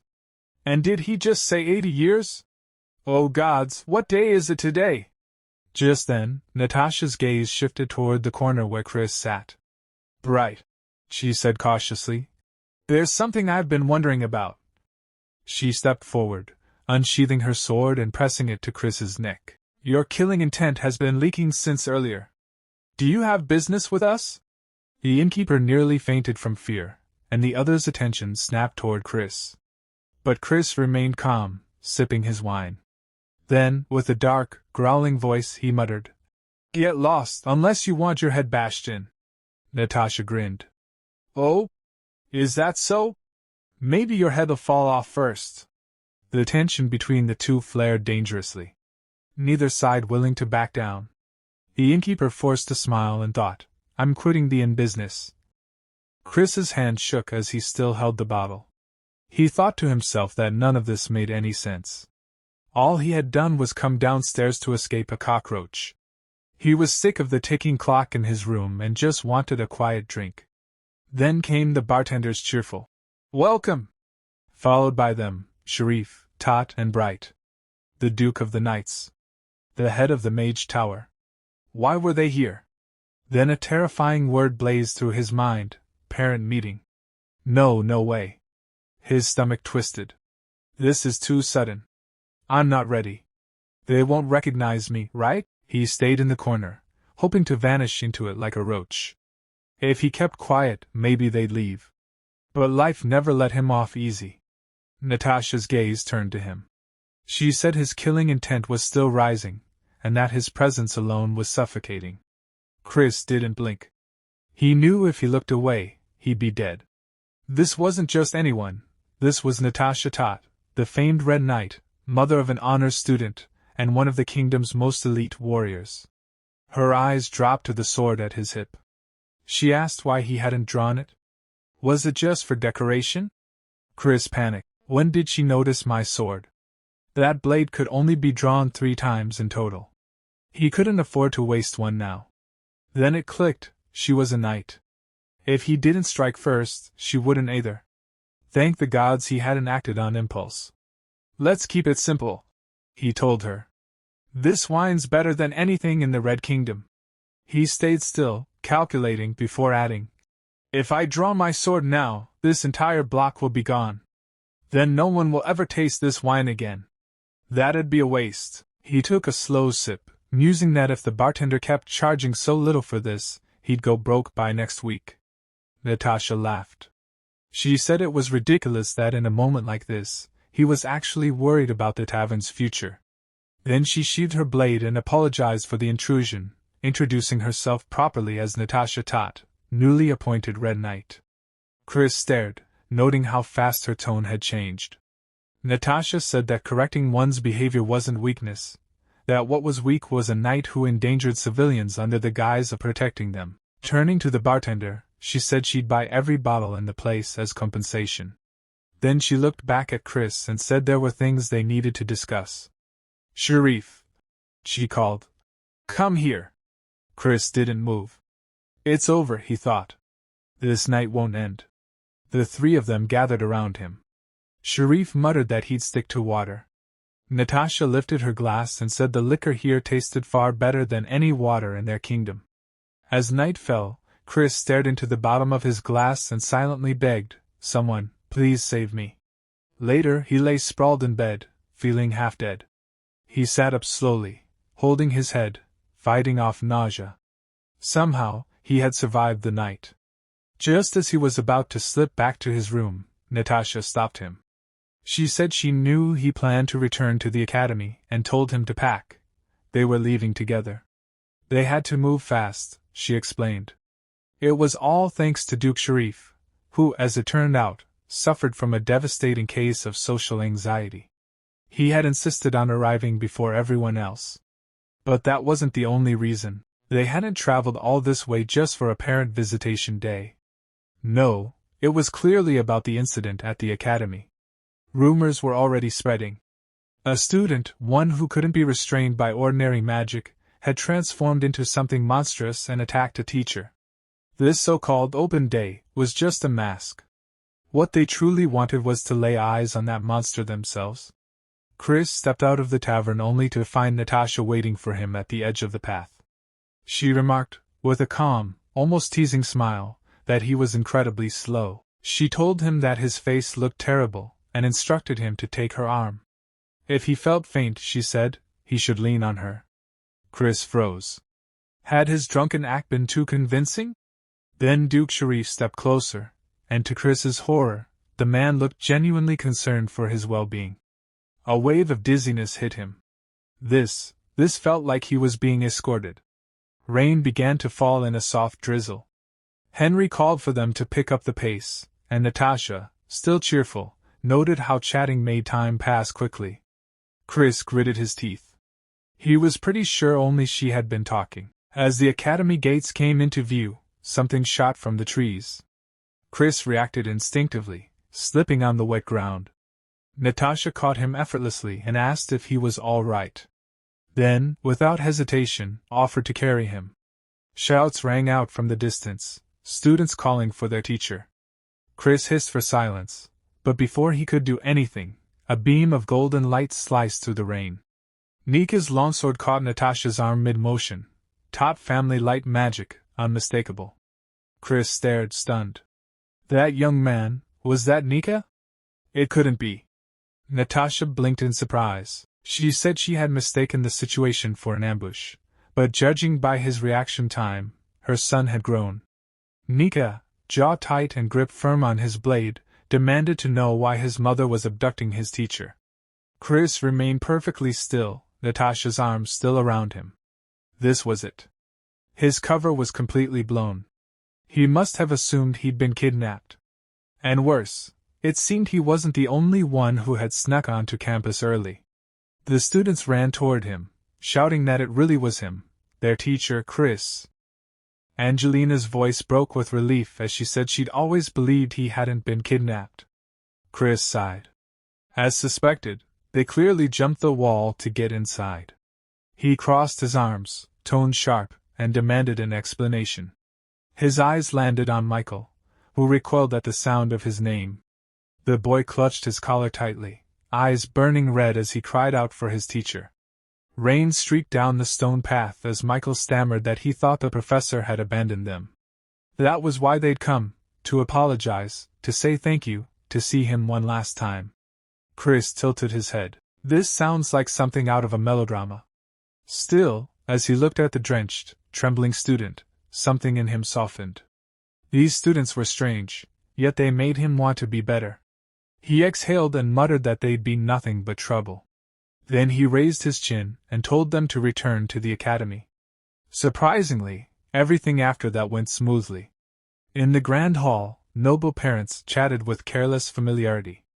One waved for Lily and asked what horrors she'd put the professor through to make him vanish mid-semester. Another claimed Chris was the only teacher who could handle his granddaughter.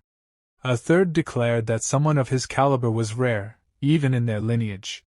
Chris realized that, whether through pressure or flattery, the parents had made his return official. Still, facing the silent classroom, he wondered what he was even supposed to teach. He wrote, "Independent study," on the board. Natasha lit up, saying how unique it was. Bright compared it to Eastern meditation practices. Chris glanced over the class, thinking at least those two were no longer an issue. They'd accepted him. But now, he had a different problem, Duke Sharif. The man lounged in the back, face serene. But Chris knew better. He was the one responsible for shaping Angelina into the Academy's perfect princess. A pale hand rose. Angelina asked if she could go to the bathroom. Chris nodded. She stood and immediately wobbled, hand flying to her mouth. Michael reached out to steady her. Duke Sharif narrowed his eyes and remarked that this was unusual. His Angelina didn't act like this. Chris shot up, muttering her name under his breath. She's taking it hard, maybe sneaking off to smoke again. He sighed and followed. Natasha called out, asking where he was going and if he was abandoning the guests. Chris replied curtly that class was over. There was nothing more to see. The doors closed behind the noble visitors. One muttered it was a letdown. Duke Sharif stood silent, while Bright simply said they should get a drink. Chris reached an ornate door. Muffled sounds leaked through, choked gasps and low groans. He paused, thinking that Angelina must have wanted privacy this badly just to hide herself here. Then a red light blinked on the wall. Dang! A translucent screen appeared, announcing the quest's completion and prompting him to choose a reward. Options scrolled: Frozen Warrior's Shield, Succubus Joy, Ultra-Popular Man's Cloak. Chris stared. These rewards are getting weirder. He picked whatever fit his character best and dismissed the screen. Right now, none of it mattered. He entered the room. Angelina crouched beside a desk, shoulders shaking, eyes wet with tears. Chris called her real name, Andante Sharif. Shocked, she looked up, stammering. Her voice broke as she wondered how he knew that name. Chris's expression hardened. So it was true. The novel's version of the truth filled his mind. Angelina was actually Andante, a boy whose development had been magically halted to impersonate his gifted younger sister after she disappeared. Chosen for his resemblance, and trained through cruelty and brainwashing, Andante had become the perfect Angelina. In the novel, the revelation shattered the fandom. He remembered the outrage in the comment threads, one user screaming the author had gone insane, another quitting, and a third grinning that secrets made characters even better. Andante Sharif, an illegitimate child of mediocre power, had been overlooked in favor of his sister. When she vanished, the Duke didn't search for her, he created her. Magic suppressed Andante's growth, and the trauma left deep scars. According to the story, he developed severe OCD and lived in constant pain. Andante sniffled and begged, saying that if her father found out, Chris would disappear like the others. Chris remembered with grim clarity that everyone who learned the truth about Andante was silenced by Duke Sharif. He straightened. It's always the same with people like them, he said. Do I look like someone you can mess with? He grinned slightly, already forming a plan. The Sharifs were one of the few families who remained neutral, either siding with the Demon King nor the Holy Emperor. That aligned perfectly with his own position. But if he wanted to survive, he needed insurance. He looked at Andante and said the name firmly and clearly. Andante flinched and begged him to call her Angelina. Chris overrode her gently but firmly. He said that Andante would lead Class 10 to victory in the school tournament. That was the deal. Getting them indebted to him would be the fastest way to win. He had read the novel. He knew how to use that knowledge. In return, he promised to find the missing sister. Andante gasped. Chris added that, of course, he'd also free the princess trapped inside this charade. A chime rang out. A panel materialized in the air. Main quest: Earth Gods Request 2-2. Objective: lead Class 10 to victory in the Academy tournament. Reward: 1 lucky chance. Failure: death. Time remaining: 14 days. Chris narrowed his eyes. It was time to win the prize from the Academy's internal championship, the first semester tournament. Traditionally, each grade competed separately. The Eye of Flame, embedded with a single red magic crystal, was the symbol of victory. Chris's gaze hardened. That crystal, he needed it to find the real Angelina. Winning should have been simple, but there was a problem. Turning to his class, he reminded them that everyone already knew the first semester exam was a tournament. Then, slamming both palms on the desk, he announced in disbelief that this time, all grades would be competing together. If it were easy, he said flatly, it wouldn't be a real challenge.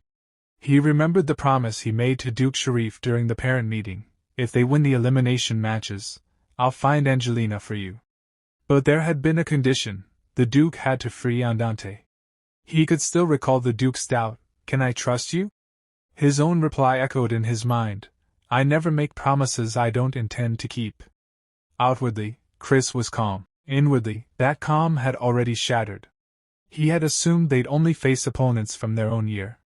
That assumption was gone now. Na spoke up honestly, saying that while he had some skill, defeating upperclassmen was unrealistic. Michael, however, clenched his fists and declared that they would give everything, if it meant fulfilling their teacher's wish. Chris's voice was resolute. "There's no turning back." Angelina followed with equal resolve. "Then we win. There's no other choice." From a distance, Chris watched in silence. He could see how desperate Andante was, pushing himself because of what was at stake. Yet one question haunted him: could he really turn these students into champions in such little time? He frowned. Something felt wrong. Around this time, Dolce should have been her usual annoying self, but she'd been silent. Nika noticed too and called out to her, asking her to calm Angelina down. When no response came, he asked if she was feeling unwell. Then Dolce finally spoke.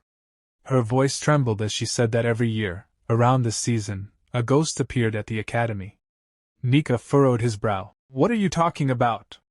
Dolce continued, saying there were stories of students who had died during past tournaments. Chris's expression darkened. Damn it.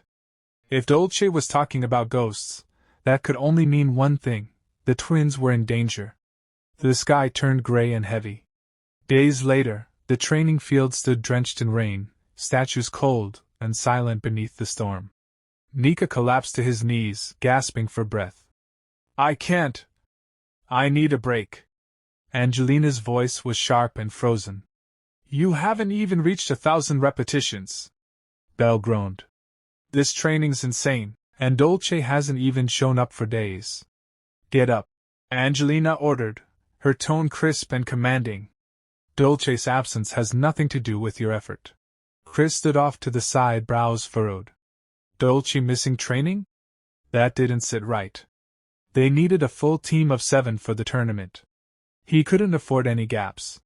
He tapped his fingers against the window frame, calculating how few members remained. If something had happened to the twins, this could break them. He recalled seeing the younger twin near the inner courtyard recently, wondering, as if searching for something. Rain fell hard over the stones. A fragile voice called out into the downpour. Dolce stood beneath a tree, hair-soaked, body trembling. Her voice cracked as she whispered into the storm. "Bana, where are you?" Then louder, sobbing. "Bana!" From the shadows, Chris watched silently, his gaze sharpening. So, the rumors were true. Gabbana Arclight, Dolce's twin sister, hadn't simply disappeared. She had vanished without a trace. The Arclight twins, 2 of the most promising mages of their generation. Gabbana, the elder, had been declared dead 5 years ago. But Chris could see now that her soul had never truly departed. She'd stayed by Dolce's side ever since. Rain merged with Dolce's tears as she stood alone in the courtyard. Her voice was fading. "Where did you go?" The storm swallowed her words, but the despair behind them lingered. Chris narrowed his eyes. Most of his students carried wounds they never spoke of, ghosts from their pasts. He knew he'd have to face those ghosts one by one. He stepped forward, gripping Dolce's arm without hesitation. His voice was cold, stripped of sympathy. "Explain." Dolce looked up, face streaked with tears and rain. A fragile smile curved her lips. "Didn't think you'd skip training to find me. I didn't know you cared." Chris's expression didn't change. "Don't get the wrong idea. This isn't about you." She sank to her knees, rain running down her cheeks like melted sorrow. "If not me, then what?" His next words stunned her. "Where did you lose Gabbana's soul stone?" Dolce's eyes widened, then softened into a small, rueful smile. "Impressive. I always knew my teacher was strange, but I didn't expect you to sense it." Chris didn't answer. In truth, he couldn't sense a thing. He only knew because of his past life, the original story. In that tale, Dolce had been the one who found the protagonist and revealed everything. Before Gabbana's death, she had sealed her sister's soul inside a high-grade magic crystal. It allowed Gabbana's spirit to remain tethered to the world, but at a cost. Gabbana couldn't stray far from Dolce, and was invisible to others. Losing that stone meant losing her all over again. Dolce's voice dropped to a whisper. When I woke up this morning, she was gone. I searched everywhere. Without her, my magic is halved. I'm barely holding together. Chris closed his eyes. Part of him wanted to give her rest, but that luxury didn't exist anymore. The only solution, he said quietly, is to end the threat fast. Follow me. On the map, a faint red mark pulsed, the last place Dolce had visited. To Chris, that glow meant one thing: danger. The soul stone hadn't just vanished. It had been consumed. Chris's lips curled into a cold smile. Whatever devoured it, he thought, will make excellent training. At the murky pond, Nika grumbled.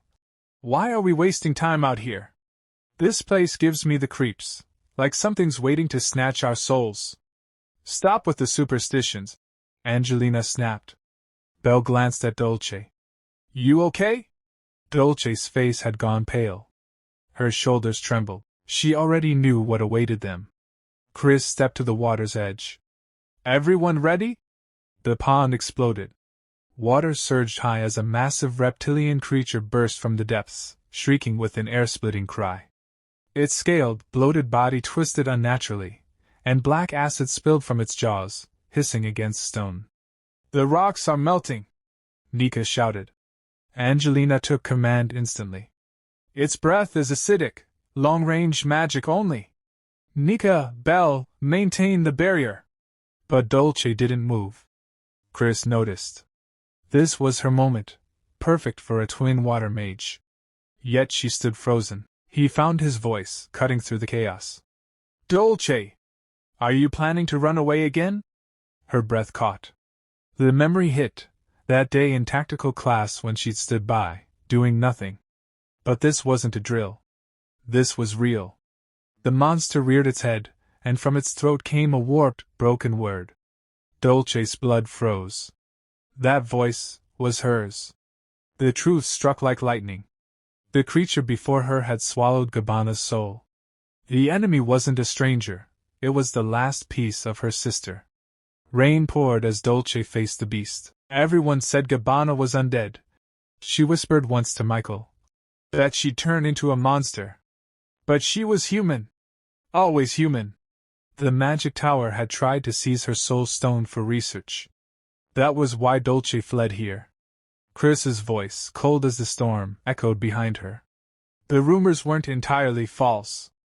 But remember this, the monster before you isn't your sister. Gabbana was human.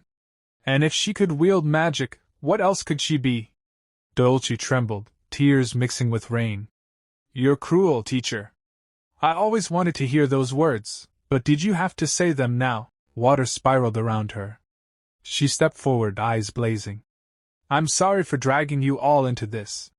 But I'll repay you. With a wave of her hand, a torrent of water roared forward, blasting the beast apart. Chris watched the creature crumble. No doubt, he said. The match is ours. The next morning, sunlight streamed through the window. Chris lounged on the couch, remarking that the monster hunt had probably boosted their chances in the tournament. The students had struggled, but they'd brought it down. He noted the creature carried refined magic stones, likely the work of that bandaged man. He'd confiscated the stones, handed them out, and told the students to eat up. Risky, but worth it. Still, he warned them to stay sharp. Na's brothers were manageable, but the second years, especially Rain, were a different story. Rain was a rival, mentor, and headache rolled into one. Just then, a door slammed open. A purple-haired boy stormed in. I'm here to challenge the class that defeated the garden monsters. Who's the strongest? Chris sighed. Speak of the devil. He raised a hand. Quiet, the boy struck a pose. Yes, it is I, The one cloaked in chaos, leader of the new generation. Chris ground his teeth. Brad really needs a lesson in humility. Nika leaned over. Teacher, he's trying to steal our strategies. Want me to throw him out? Someone muttered that Ryan had too much free time. Chris snapped. That's not how you speak to a teacher. Inwardly, though, he smirked. His student clearly outclassed this fool. The boy scoffed. You think you can control me with a finger? He faltered when Chris's eyes glowed red. Chris stepped forward. Respect. Speak properly to your elders. The boy laughed. I don't care about rules. Chris's aura darkened. You call yourself the strongest? Laughable. The boy stiffened, muttering that it was a separate issue. Chris said flatly, whoever masters the character fans will master Rain. You're not worth my time. Leave. The boy growled. Your bluff won't fool my emperor eyes. Chris flicked his cape. Funny. For someone with perfect eyesight, you still wear an eye patch. He activated his system, super popular guy's cape equipped, illusion of radiant light, active halo effect LV.10, MP drain, 100 per second. Bathed in radiant light, Chris stepped forward. Can you even see me now? Blinded, the boy staggered. A flurry of strikes landed before a final flick to the forehead sent him reeling. Stop pretending, Chris said coolly. Go home. Red-faced, the boy gasped. Next time. I want you to take me seriously. Chris snorted. A loser's last spark. But as he turned away, one thought lingered. Did I just give that kid the motivation to awaken? Later, as Chris crossed the courtyard, a voice called out. Teacher. He turned. A green-haired instructor approached with a bright smile. Chris narrowed his eyes. Too smooth. The man apologized for the disturbance. Ryan was my homeroom student last year. Never listened, drove me insane. I'm invincible, though. He laughed. Chris sighed. Figures. Then the man clasped his hands together. Let's talk over a meal. Chris's inner voice screamed, No? The man caught it, chuckling. Thought so. He handed over a ribbon-tied bundle. Chris blinked. A bento? The instructor flushed. You could see it that way. Chris weighed it. By tournament rules, I can't accept this. I must remain neutral. For all I know, it's poisoned. Relax, the man said. I made it myself. No tricks. Stop talking, Chris ordered. I need to plan for victory. The man softened. Something troubling you? When I'm like that, I go somewhere quiet to think. He handed Chris a map. My secret base. You'll find it easily. An old dormitory, sealed off for years. No one else should be able to reach it. Chris's eyes narrowed. Who is this man? At first, he thought the instructor was just being cryptic, but now he was referencing a dungeon, one that existed in the original story. Could it be? The old dorm is a dungeon from the original story. Only souls who have never lost in this life can enter it. In the novel, the protagonist believed he was undefeated, but was turned away at the entrance. He had forgotten his defeat by the Demon King long ago. Chris thinks, I didn't think it was a very important place, since the dungeon only appeared in the main character's flashbacks. All the faculty members know where it is, but why did he tell me about it in that tone? And on top of that, he even said I wouldn't get caught because of the map.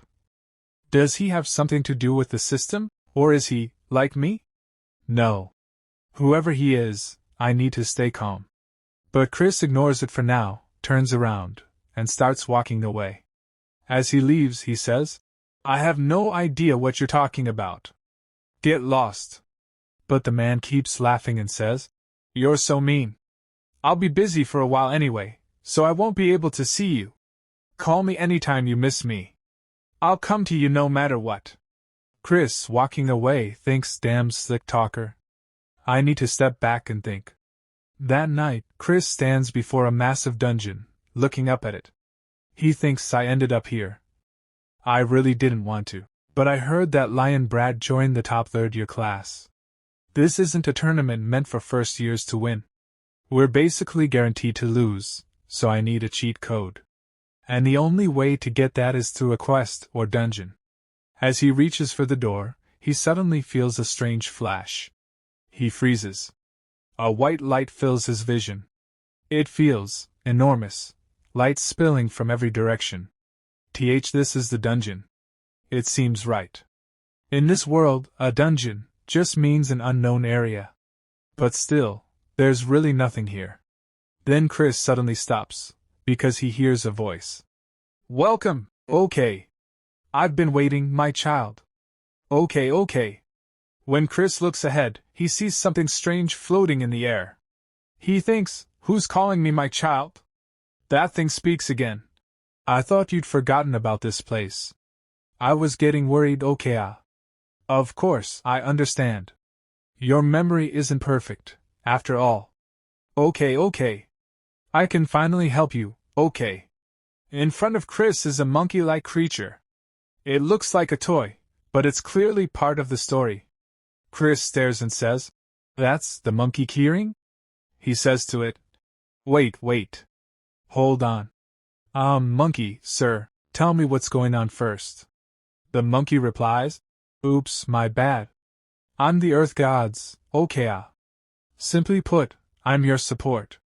Okay. Chris thinks there was a word I couldn't hear. But if it's related to the Earth God, just then, a system notification pops up. Main quest, Earth God's request. Chris glares at the monkey, making it flinch. He thinks, is this thing the reason behind all the problems I've been running into? The monkey trembles and says, Why do you look so scary? See, calm down and hear me out. Okay. This happens all the time in fantasy novels. You know, when you meet the Supreme Being. Okay. Chris says flatly. Get to the point. The monkey says, I'd like to explain everything, but that's impossible. The Earth God is on the receiving end of, okay. But if you fail, then it'll complicate things. Okay, Chris thinks those words I can't hear. Is it because I'm a human inside this novel and can't handle it? The monkey says, I had to use a loophole just to meet you like this. Okay. I wanted to help you. You weren't given enough abilities, don't you think? If you're in a pickle, I can use to make it happen. Okay. Chris says. So you're saying you'll grant me a wish? The monkey nods. As soon as Chris hears that, his eyes light up. He's overjoyed inside and exclaims, Oh, Earth God, so you are real. Thank you. Then he says, Then magic. Let me use magic, but the monkey says, Except for that, okay. There's nothing I can do about illegal players. Okay. Hearing that, Chris clenches his fists in anger and thinks, Illegal, my foot. I never asked for this. But he forces himself to calm down and asks again. Then strength. Raise my strength. The monkey refuses again. That's a little hard too, okay. It's not available in, okay. Chris grows furious. His eyes blaze like a starving tiger's as he glares at the monkey. He says coldly, Are you kidding me right now? Then what? The monkey panics, waving its hands. Stop looking at me like that. Okay. Chris says. Then can you at least give me an item to help with this quest? The monkey thinks for a moment, and then says, You mean so your class can win the tournament, okay? You've beaten the minimum number of monsters needed, so it's not impossible. Okay. Chris nods. Then give me something that can be used for the longest possible time. Suddenly, light bursts from the monkey's body. Chris is stunned. This is all just to give me an item, right? He squints as the flash grows too bright to see. He closes his eyes and thinks, It seems like every time characters like these give me something, it ends up twisted somehow. I hope coming here was worth it. Hold on. The monkey said I forgot this place. But it waited, believing I'd come eventually. Chris suddenly asks, Do you know Professor Eugene? Who is he? The monkey blinks in surprise. Eugene, a character named Eugene, doesn't appear and the strongest demon king hero raises hell, okay. Chris is shocked. Before the monkey can say more, time suddenly skips forward. And Chris finds himself at the tournament. His students are cheering. Professor! Didn't I tell you? I told you we'd win. It's all thanks to you, Professor. Thank you so much. Chris is completely lost. What the hell just happened? Then, the system window appears again. Quest completed. You have received 1 lucky chance as a reward. Quest completed. You have received 1 lucky chance. Quest completed. You have received. Chris grabs his head, mentally screaming, damn it, that little monkey just fast-forwarded straight to class and winning. I knew the system was going to mess it up again. It's seriously giving me goosebumps. Then Michael walks up to him and says, Professor, please accept this. I want to give you this honor. Smiling, he hands Chris the trophy. Chris looks at it and thinks, there's still something off about this. But at least I got the mana stone. He grips the trophy tightly and raises it high with energy, thinking, I'll just think of it as a replacement for the missing quest reward. Angelina starts crying. Chris looks at her and says, Don't get too cocky, you brats. Wiping her tears, Angelina stammers, of course not. We'll keep working hard. Chris thinks, I'm sure the princess played a big part in this, but I have no memory of the entire week. Then Chris suddenly flinches and says to his students, I'm leaving now, you rascals. Michael and the others look shocked. Professor, wait up. Don't you want to savor our win a bit longer? But Chris ignores them and walks straight ahead, thinking, geez, I really get no time to rest. Before he can go far, the system window pops up again, displaying a new quest, main quest, Earth G, S request 2 to 3. Begin the second day of training. Defeat the boss monster with the students. Completion reward, Professor's Grace. If you fail, you'll be dead anyway. Time remaining, 7 days.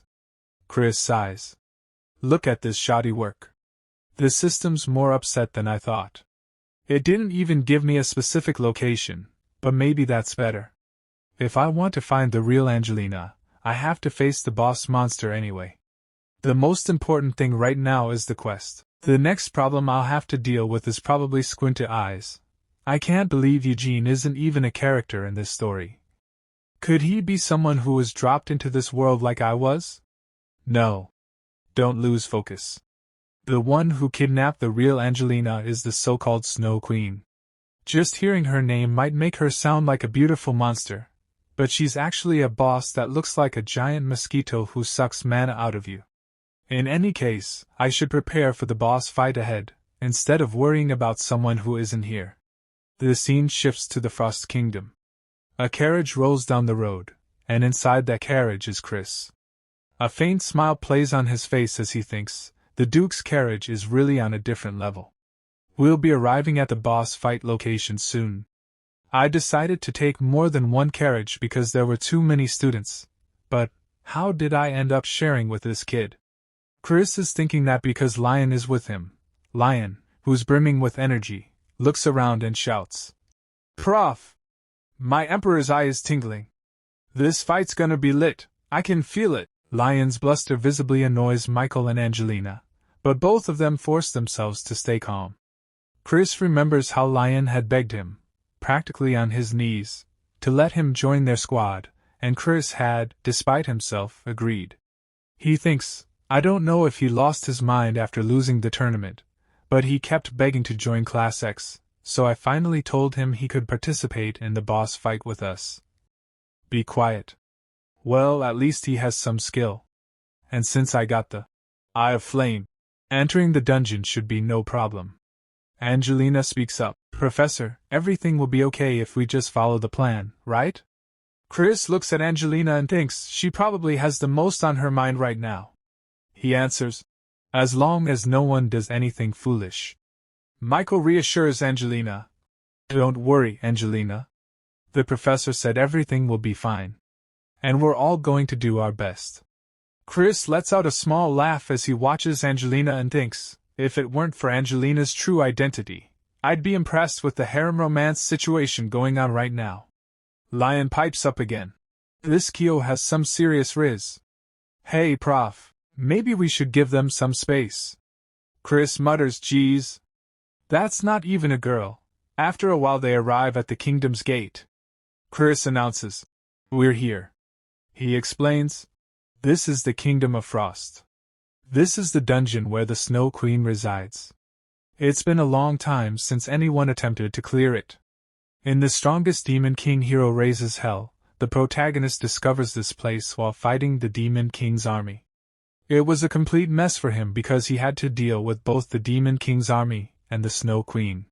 But right now, we only have to deal with one of them. I've already told the students about the attack patterns and other tips.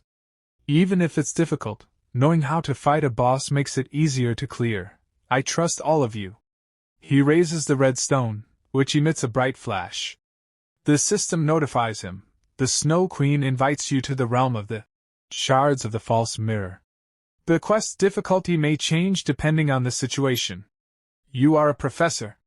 Please finish this class safely. At that moment, Chris notices a huge white mosquito approaching. He becomes alert and thinks, seeing it in person is pretty scary, but there's no time to be nervous.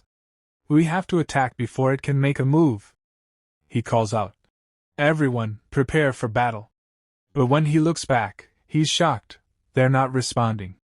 Why aren't they answering? Chris realizes all the students are in terrible pain, clutching their heads and thinking of their parents. They're paralyzed. It's some kind of psychic assault. Chris is hit hard by it and swears, damn, everyone's out of it. The mirror world or whatever was a psychic attack. What do I do? It doesn't work on me, but there's no way I can fight it myself. If I want to overcome this, I need someone who can use magic. If it's someone who can't be affected by a monster's psychic attack, then, sorry, pigtails. I need to borrow this. Chris pulls out the soul stone of Dolce's sister, Gabbana, and the spirit of Gabbana awakens. It worked, he thinks, because Gabbana's spirit is now standing before him. There you are, Gabbana. Sorry for introducing myself like this, though. Gabbana, you specialize in electric magic, right? Gabbana answers yes.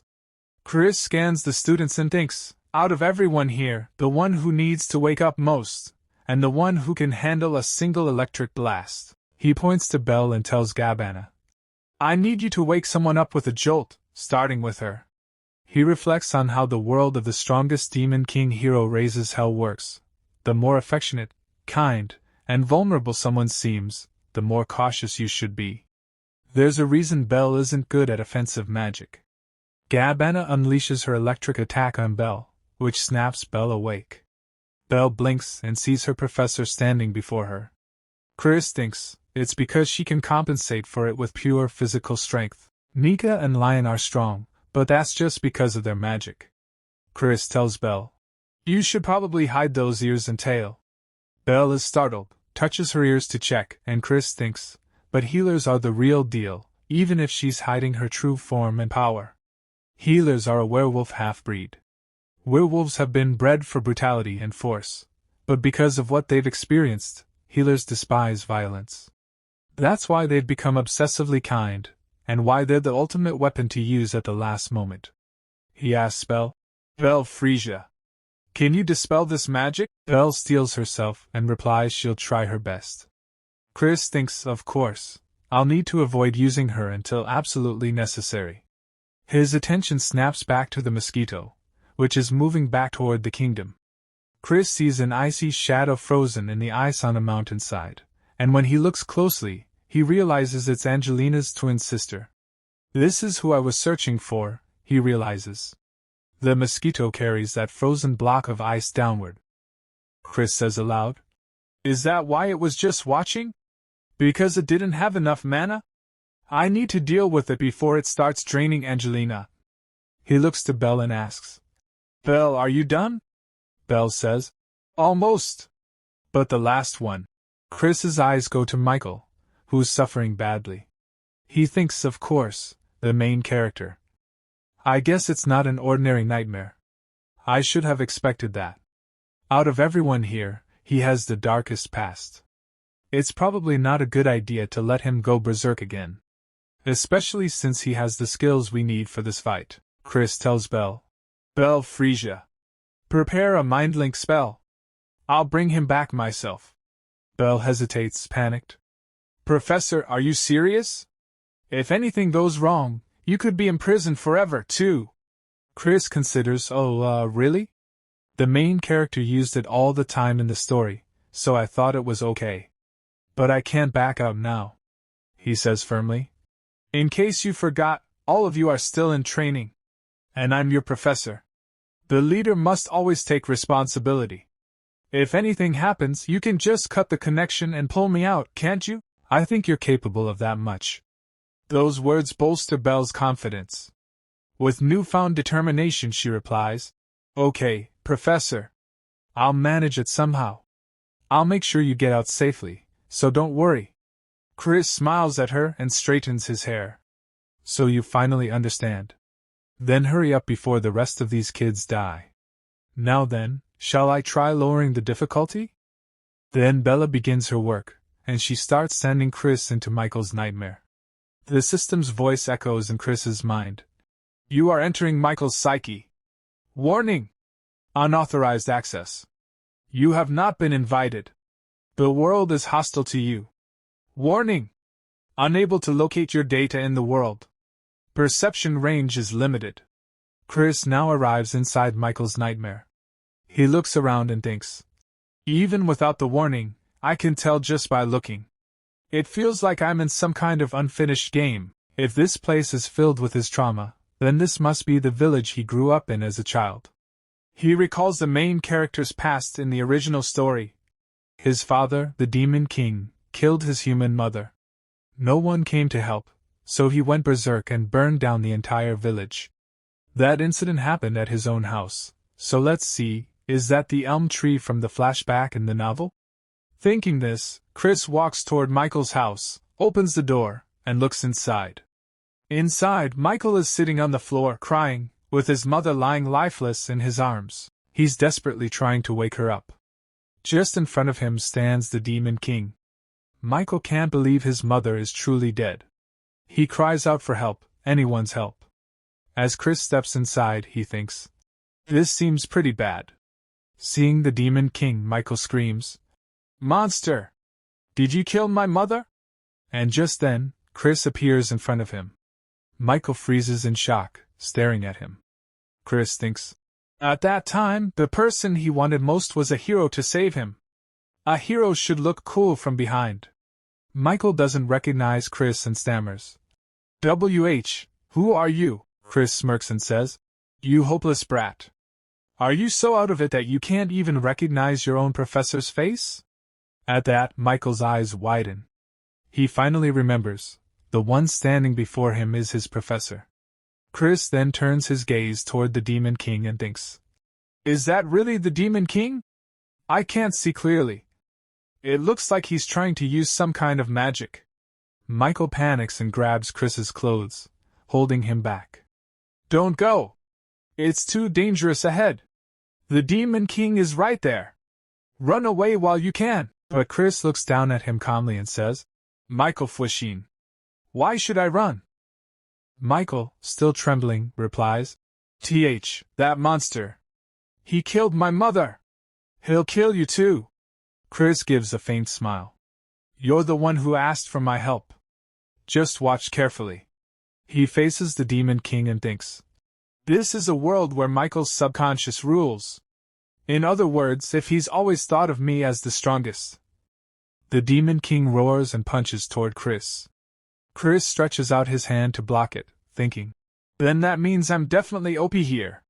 A violent shockwave bursts out from the Demon King's punch, forcing Michael to squeeze his eyes shut. Then, a voice rings out. I thought I told you to watch carefully, you weakling. Michael opens his eyes.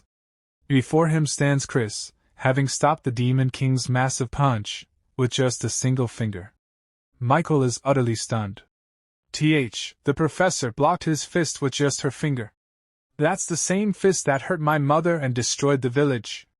He thinks. Right, she was always someone who easily broke the rules of the world. That's why I always wished she'd be here. Chris says.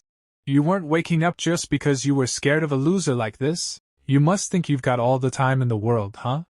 The Demon King growls and increases his pressure, but Chris still effortlessly holds him back with one finger. She looks at Michael and says, Michael, I don't know what this thing is, or what's up with you. And honestly, I don't really care.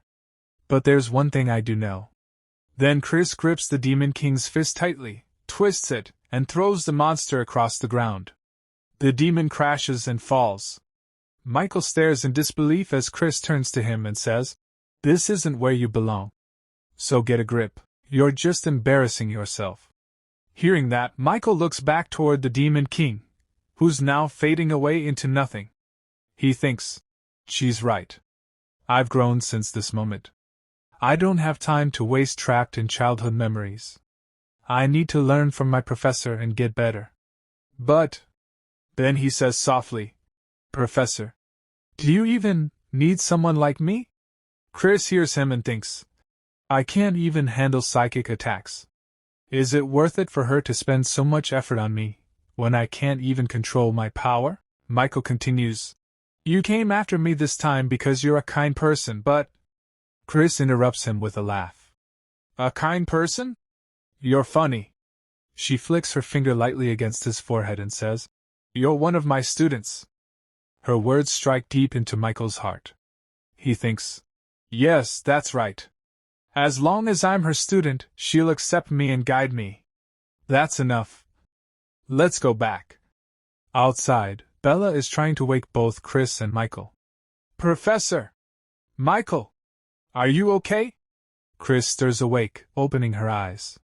Michael wakes up moments later. Chris looks at him and says, What do you think you're doing, Michael? You're up now, so it's time to train.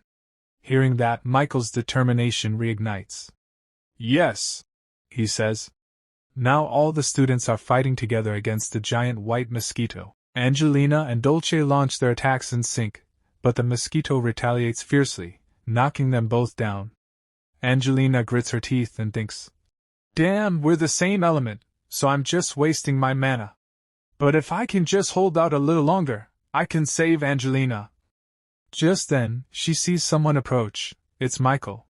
He apologizes to his teammates for being late, then prepares his fire magic. He thinks, I won't be shackled by the past so easily from now on. He unleashes his fire magic at the massive mosquito, setting it ablaze. I'm going to be a student who doesn't disappoint my professor.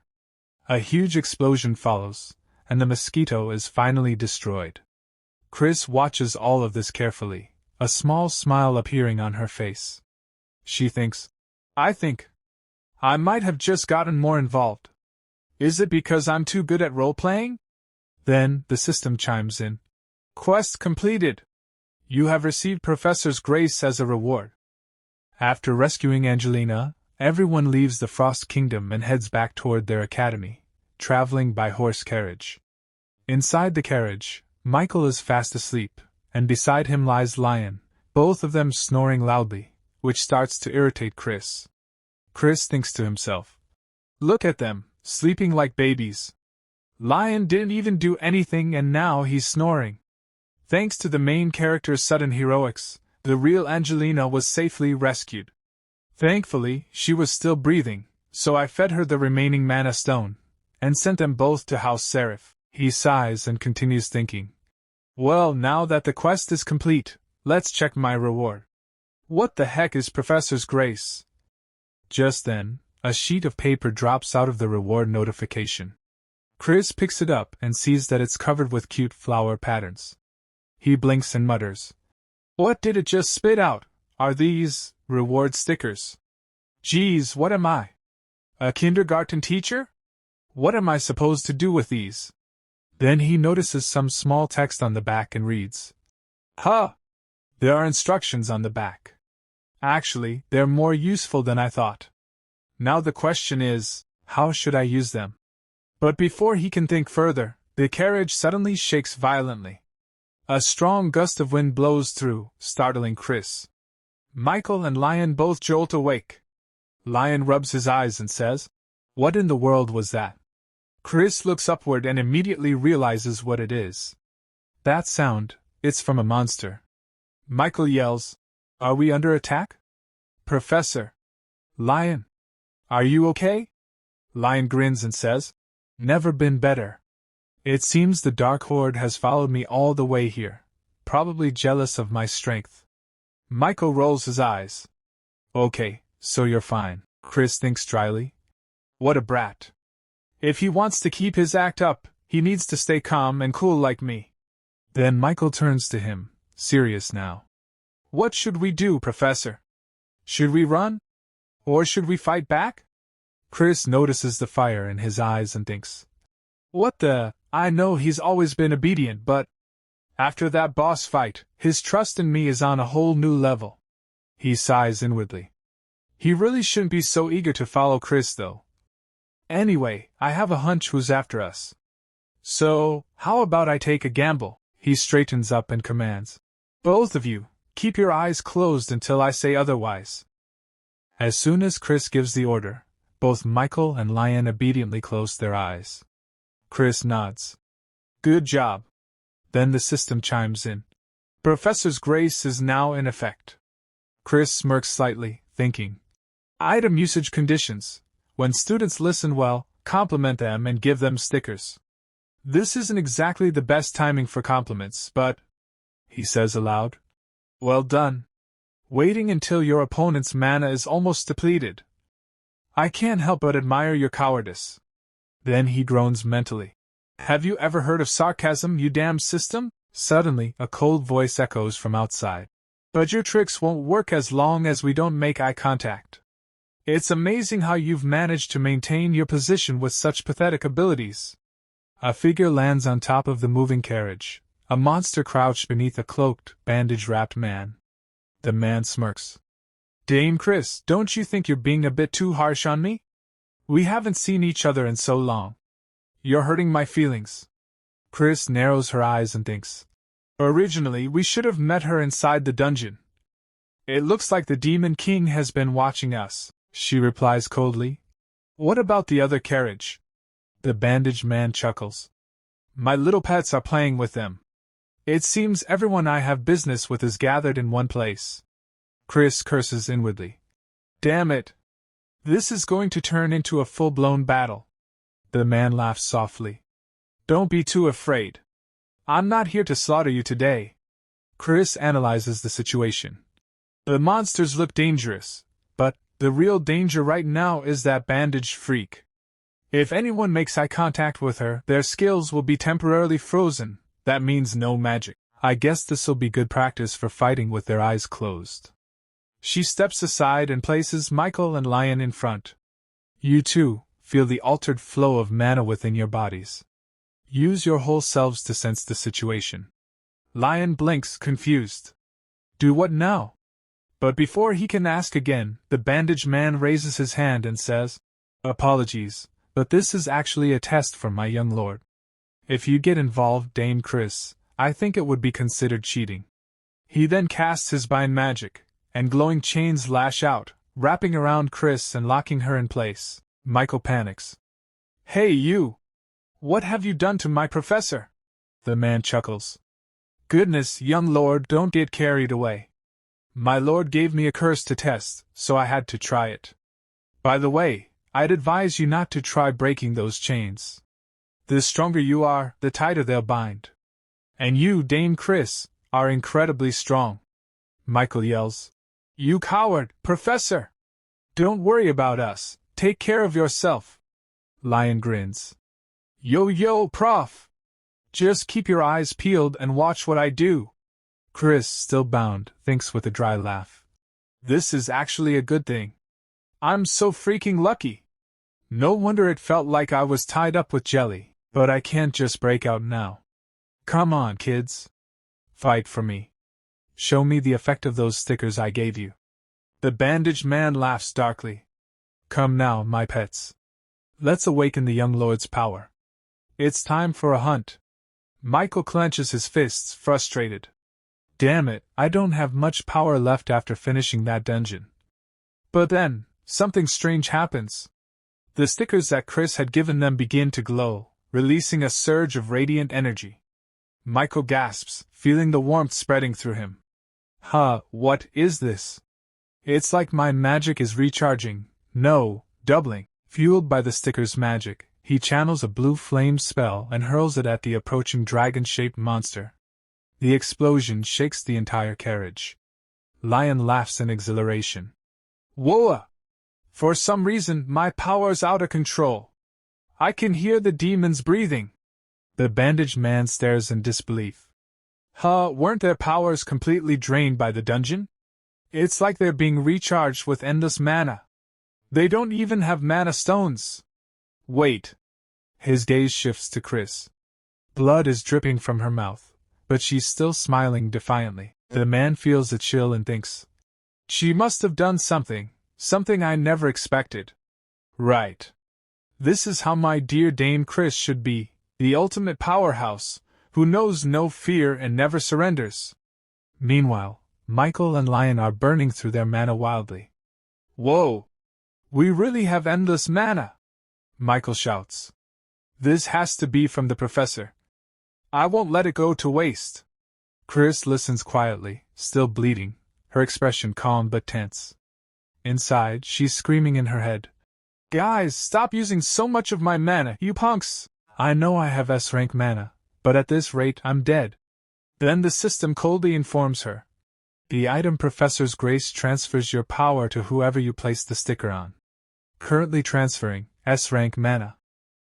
This part begins, and Lion and Michael are fighting those monsters. This is happening because Chris is helping them, and Chris is thinking. Since all I can give is mana, I offered them unlimited refills, but it feels like 2 giant mosquitoes are sucking me dry. But an unknown woman goes toward Chris and says to her, My. Dame Chris, there's no need for you to try so hard. Your face is as pale as a corpse. Michael sees that this woman has gone near Chris, so Michael gets angry and attacks her, shouting, Hey you! Don't go near our professor! But the woman easily blocks Michael's attack and says, That's enough out of you, young lord. If you're bored, go play with my little Pippi for a while. The adults have things to discuss. Chris thinks, that name doesn't match at all. And she says to the woman, I have nothing to say to you. The woman says, Dame Chris, are you still holding on to your pride? That's what is so charming about you. Even for you, it must be difficult to endure my lord's curse. It's been a long time since I've seen you bleed. Seeing her behavior, Chris thinks, Geez, she gives me the creeps. Is she in her right mind? And the woman continues, Just what sort of magic are you using to make them move like that, HM? If you've used that much mana, I bet you're in a lot of pain. Chris thinks, No, of course she's not in her right mind. I knew she was a pervert. Then the woman touches Chris's lips and says, It's beautiful how you don't give in even when you're breaking out in a sweat, my dear Dame Chris. Chris thinks, I'm only sweating because you're such a creep. Wait a minute, what are the odds that this act I hastily concocted would be so accurate that it could even fool someone who knew the real Chris? There's something definitely. And then Michael again attacks the woman and shouts, I said get away from our professor. Chris gets scared even by Michael's attack. That scared me. The woman steps back, and Michael yells, Professor, are you all right? We took care of all the monsters. Lion says, What the? How dare you have an upperclassman clean up after you and just leave? And Chris says to Michael, Took you long enough. You can open your eyes now. Michael says, Why you're bleeding, I'll get these chains off you right away. But Chris uses her strength and easily breaks the chains. Seeing this, the woman is completely shocked. Chris says to her, Don't ever bother me again. And she thinks, Thanks for being so delusional. I was able to keep up my act of getting caught on purpose. The woman stays silent for a moment, then suddenly smiles, but purple energy begins to leak from her body. It's a curse, and it starts affecting her body. Yet she says, I can't believe you endure this curse so calmly. Chris looks at her and thinks, Wait, is she getting penalized for me breaking the curse? Right, it is the Demon King's curse, so of course there's some harm to the user. Even with the curse, the woman starts laughing loudly and shouts, "Dame Chris, watch me accept all of the pain you endured." Chris gets frustrated and thinks, "You freak! Keep that to yourself." Then Chris says to her two students, "Michael, Lion, we're leaving." Michael says, "Yes, Professor, wait up." Lion says, "Yo, you perverted bandage freak. I'm only letting you off the hook for my prof's sake." A few days later, today, all the academy students are extremely shocked because a very handsome student has arrived at the academy. Everyone looks at him and is stunned. The students start saying, "Wow! He's really handsome. Who is he? Was there someone like that at our school?" Then that student opens the door to Class X, and all the students look toward the door. Michael is completely shocked. Dolce looks at the student, and seeing him, she comments, "Is that Angelina? Did you cut your hair? And you got so tall." And this is Angelina, or rather, Andante. He looks at his friends and says, "Hey guys," Dolce says, "I heard the gist of what happened, but I guess he really is a man." Michael says, "What? Am I the only one who didn't know? The professor mentioned it, remember? I guess you were asleep." Dolce says, "Honestly, I've been exhausted ever since the dungeon." Chris looks at Andante and thinks, "Wow, he really is handsome though." After Angelina returned from the dungeon, the Duke lifted the growth stunting spell. Once the real Angelina recovers, she'll come to the academy, and for now, the princess has gone back to being Andante. Seeing it in real life feels different than reading about it. Dolce says, "Anyway, the more important question is, what are you going to do about this commotion your good looks are causing? It's only because Angelina is going around telling everyone that we're related." Outside the classroom windows, many girls have gathered to see Andante, and Chris notices them but doesn't comment. She only thinks, "I see. It sounds like Angelina wants to put all the attention on her brother. Still, this is a bit over the top." Seeing all those girls, Andante holds his head and lets out a deep sigh. Then he says, "Anyway, I'm sorry if it's distracting. I'll talk to them later." Dolce says, "Whoa, why have you gotten so nice? I guess it's not just your body that's grown. I'm so proud of you." But then, the classroom door opens, and a large group of girls rush in, shouting Andante's name. "Andante! Over here! You remember me, right, Andante?" And Andante panics completely. Please calm down, everyone." Chris doesn't take any action. She quietly watches everything, thinking, "I'll quietly exit stage left." After some time, Chris goes to her old spot, on a tree branch, and rests there. She thinks, "These academy girls are seriously intense. I can still hear them screaming, so that means he's probably running away." Then Andante arrives there, having escaped from all the girls. He's panting and says, "They won't come all the way here, will they?" Seeing him, Chris thinks, "Damn, this is supposed to be my secret spot. He must have come here on purpose. He knows the students are afraid of me." Andante says, "It's quiet here." "Well, honestly, it's always calm when you're around. This will all be over soon. They'll all leave once they realize they have no chance. Even though I'm an illegitimate child, I'm still the Duke's son." Chris listens and thinks, "Right, he would be the easiest connection to the Seraph family." Andante says, "Unfortunately, my father doesn't pay any attention to me." Then he turns around, looks at Chris and says, "But I made it clear to my father that you saved my sister." "Thank you, Professor. I can't tell you that enough." Chris says, "Andante Seraph. You didn't use stealth magic even when you were being chased." Andante is surprised. Chris thinks, "Is it because he doesn't want to hide himself anymore?" Then she says, "It doesn't matter. You can enjoy being Andante all you want. You've always had a high opinion of yourself." Hearing this, Andante smiles and says, "Professor, do you mind if I come here occasionally?" But Chris says, "You're starting to annoy me. Get lost."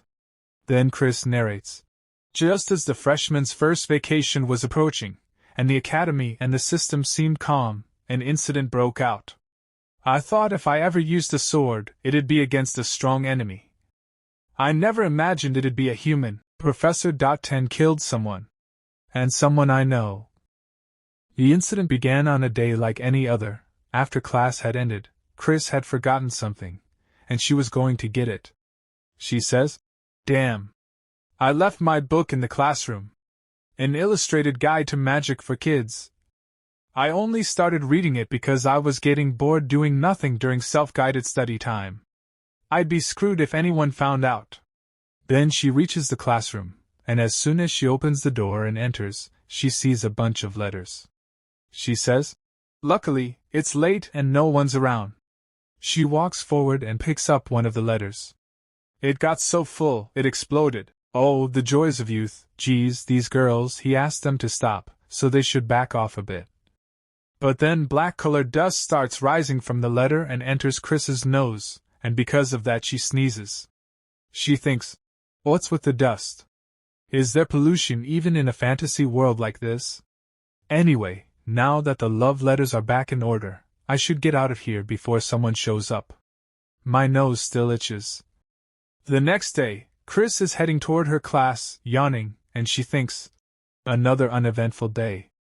I haven't even got a quest in a while. It's nice to get a bit of a break though.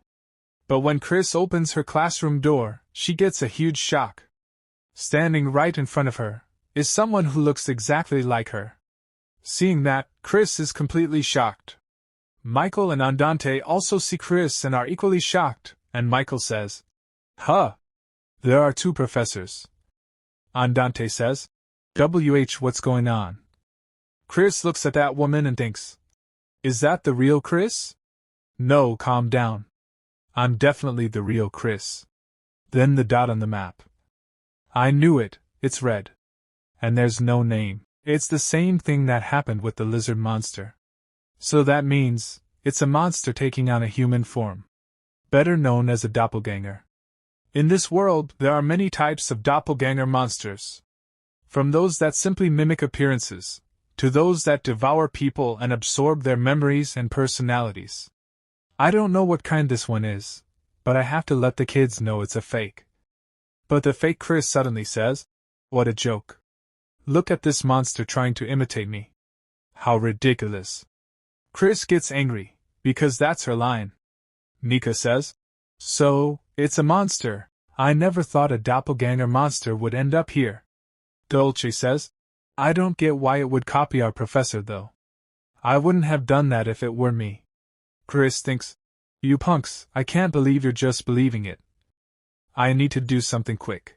She steps forward and says to students, you good-for-nothings, no matter how dumb you all are, I thought you'd be able to tell the difference between a monster and a human.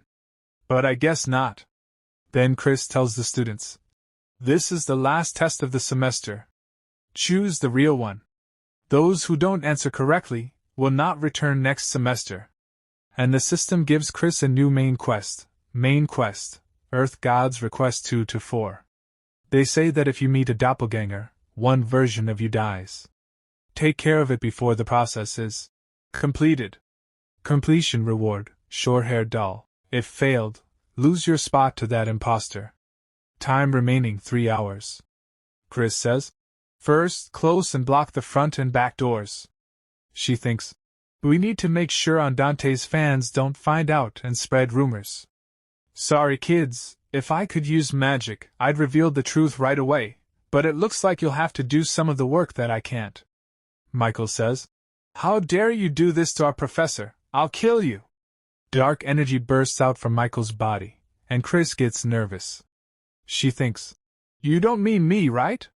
A little later, class discussion begins. Nika says, no one noticed anything off until B came in. Don't you think that's because A is the real one? Explanation appears.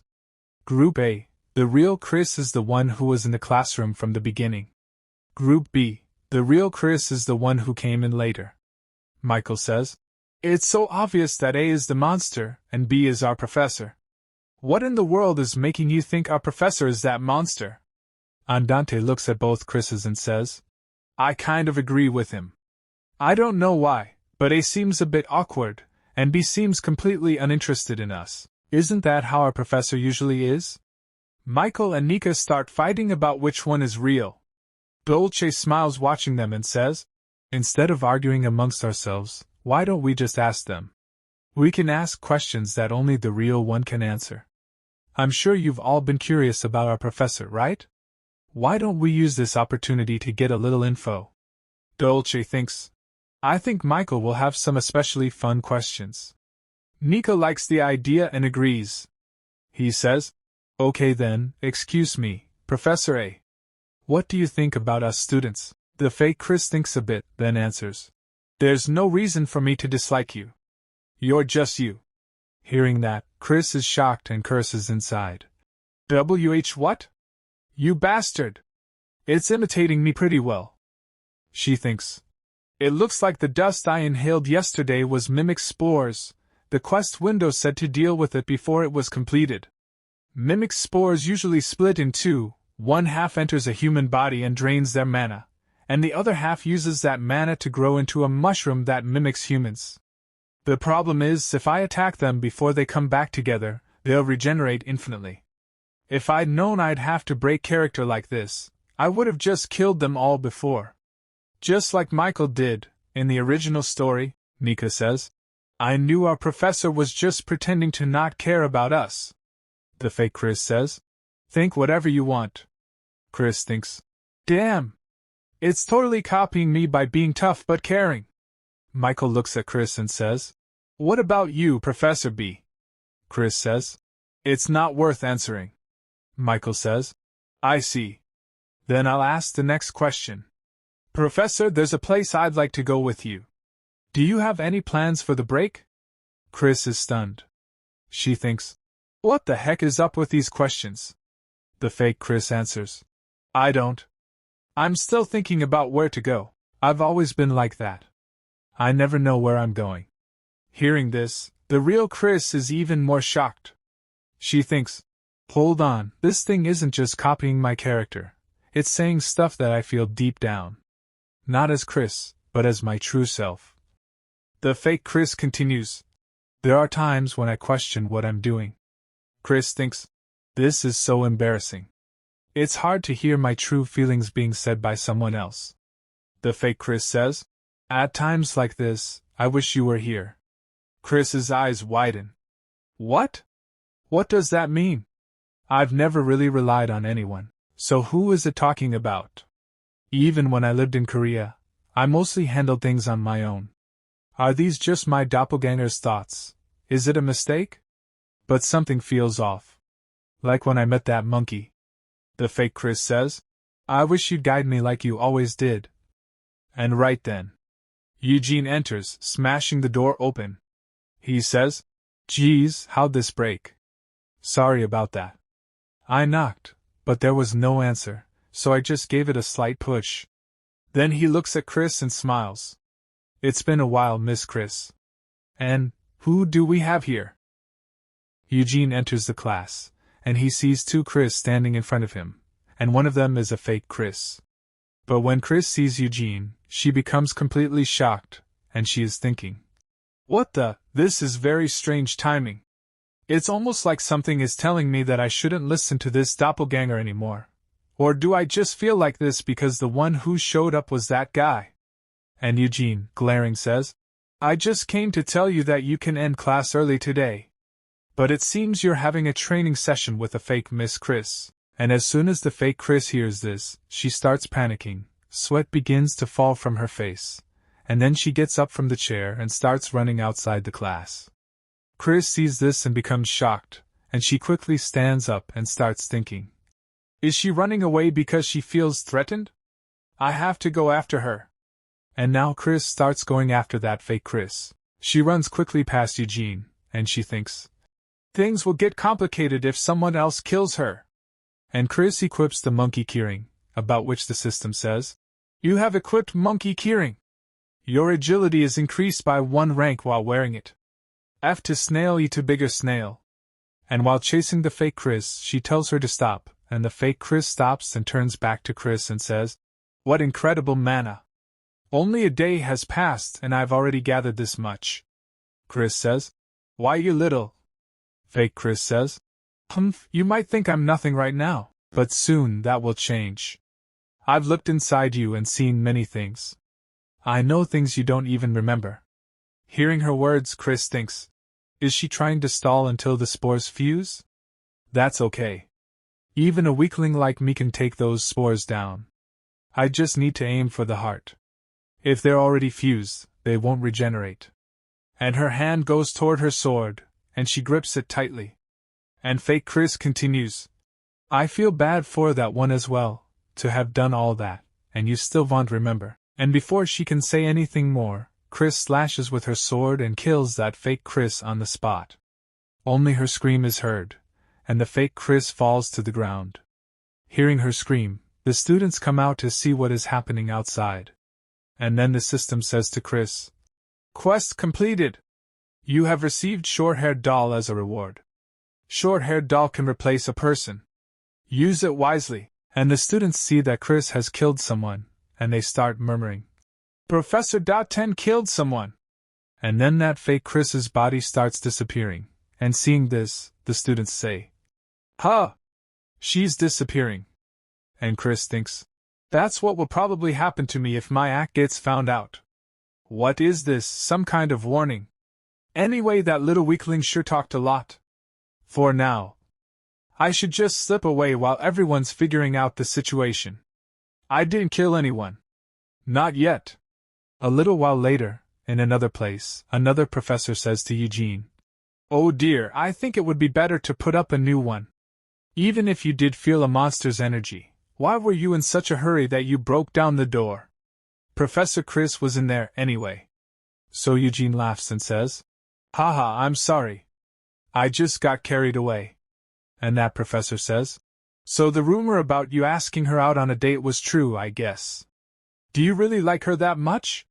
She has her charms, but she's not exactly the ideal woman, you know. And as soon as Eugene hears this, he becomes angry, and he says to the professor, Oh, so you always thought she was charming too, huh? I never knew.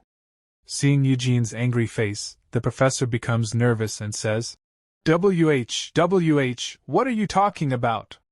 You know that I celebrated my 15th anniversary with my wife yesterday. And then Eugene's angry face turns into a joking face, and he laughs saying, Ha ha, I know. I'm the one who recommended the restaurant you went to. Don't worry, it was just a joke. Miss Chris isn't easy to figure out.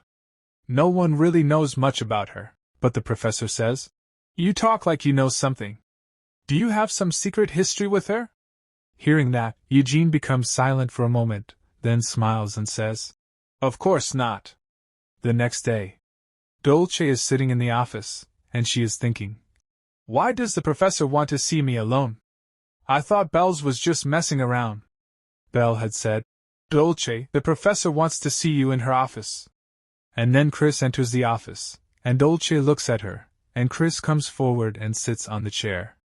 Dolce asks her, Professor, why did you want to see me? I reported the incident with the monster to the principal yesterday. But Chris doesn't answer. Instead, she starts giving her the doll that the system gave her. Seeing it, Dolce becomes shocked and says, What on earth is this? In response, Chris says, It's a doll. Taking the doll and squeezing it, Dolce says, I can see that. But why are you giving it to me? So Chris says, Next semester, register properly before attending classes. Dolce becomes a little confused, but then the spirit of her twin sister, Gabbana, comes out, and Chris says to Gabbana, How long do you plan on secretly taking classes? Gabbana? Gabbana says, It's a flimsy body, but since I used a doppelganger's mana stone, she should be just fine. And Dolce becomes shocked and thinks, Wait, is she talking about necromancy? That's magic which can make a spirit possess an object. How does she know about such long-forgotten magic? I've tried plenty of times already, but Gabbana's soul is too strong, so it always failed. It would take an extraordinary kind of magic to make an object that could work. And Chris thinks, was she stalling for time with the doppelganger so she could feed it mana? Just how much does she know? Then Gabbana says to Dolce, "That's good, Dolce. You won't have to suffer alone anymore." And Dolce thinks, "Right. When I lost the Soul Stone, I explained the gist of it to the other kids, but I couldn't tell anyone all the details about Gabbana. I never thought someone would ever treat Gabbana as if she were alive, and even offer a solution." Then Chris says, "Do you think you're the only one in the world who has gone through this kind of thing? Get rid of those arrogant thoughts." But Dolce thinks, "Has the professor gone through something similar? She must have studied this magic because there was someone she wanted to get back to. I'll really never be able to beat her." And Chris says, "Aren't you going to take it?" So Dolce says, "I will, because I don't want to hear you calling me arrogant." Then Chris stands up and starts leaving, but while leaving she says, "Whatever. Figure it out before the next semester starts." After Chris leaves, Dolce says, "Phew, how cold.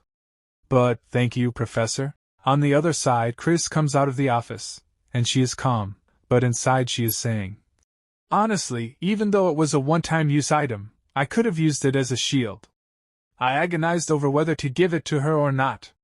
But Gabbana is a member of Class X, and in the long run, it'll be beneficial for me. But seeing how emotional Pigtails was, I feel a little bad. Oh well. With her talent, she'll probably figure it out before the vacation is over.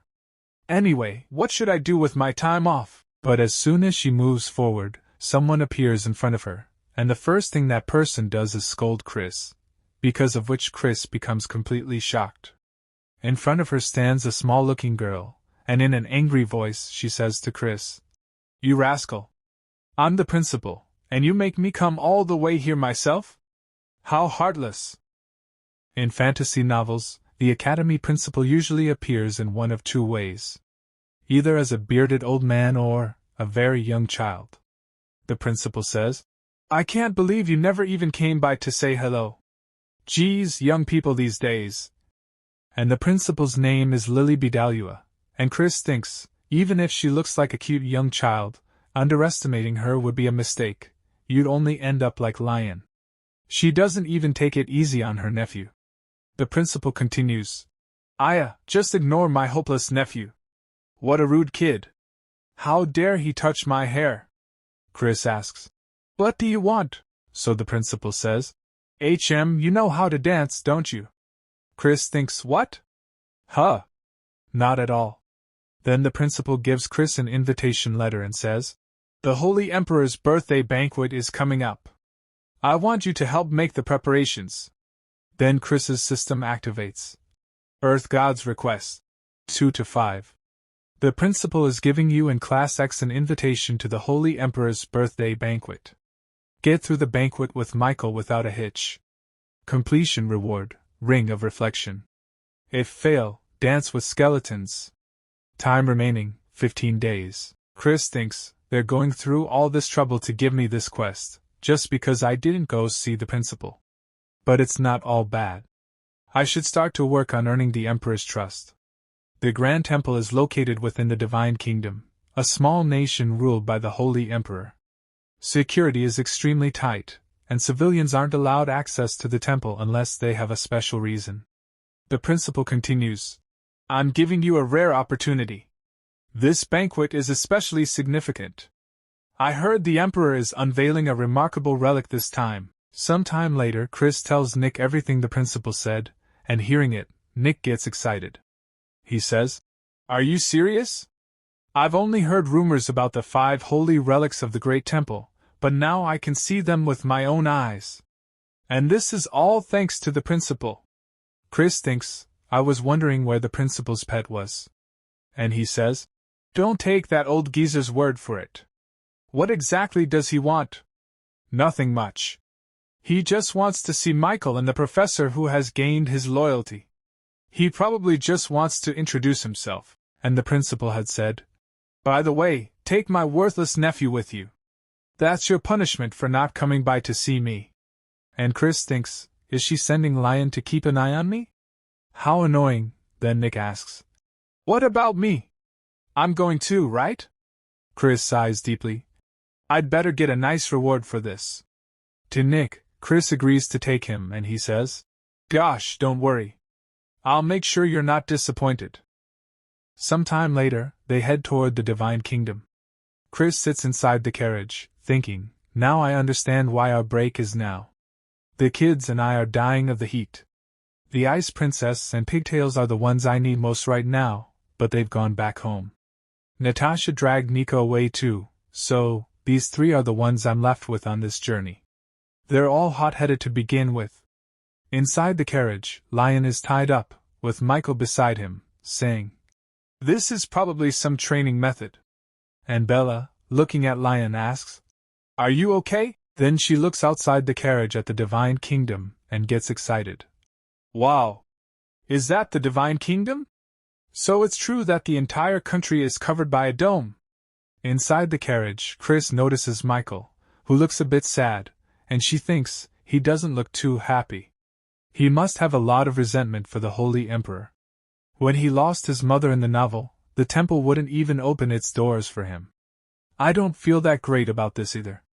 I stopped reading right at the part where the Holy Emperor was about to show his dark side. If I'd known this would happen, I would have read all the way to the end. Then the carriage stops. They've arrived. The three get down, and Chris says, "We've arrived at the Divine Kingdom. I can't believe how pleasant it is. It's so different from the outside world, it's like a utopia." Chris stands silently, not moving forward, and Bella asks, "Professor? You don't look too happy, is there a problem?" And Chris says in her cold voice, "It's disgusting. Everything is white." But she thinks, in a place like this, outsiders like us will be easily recognized. Of course, even if we'd brought white clothes, we'd have been caught because we don't bear the mark. Then a man sees the three of them and greets them. He asks, "You're from Bidalua Academy, right? I'm Beryl, a priest here. I'll be your guide for today." He shows the mark on his hand and says, "Outsiders don't have the divine mark that is given to people of our city, so you must be accompanied by a priest like me.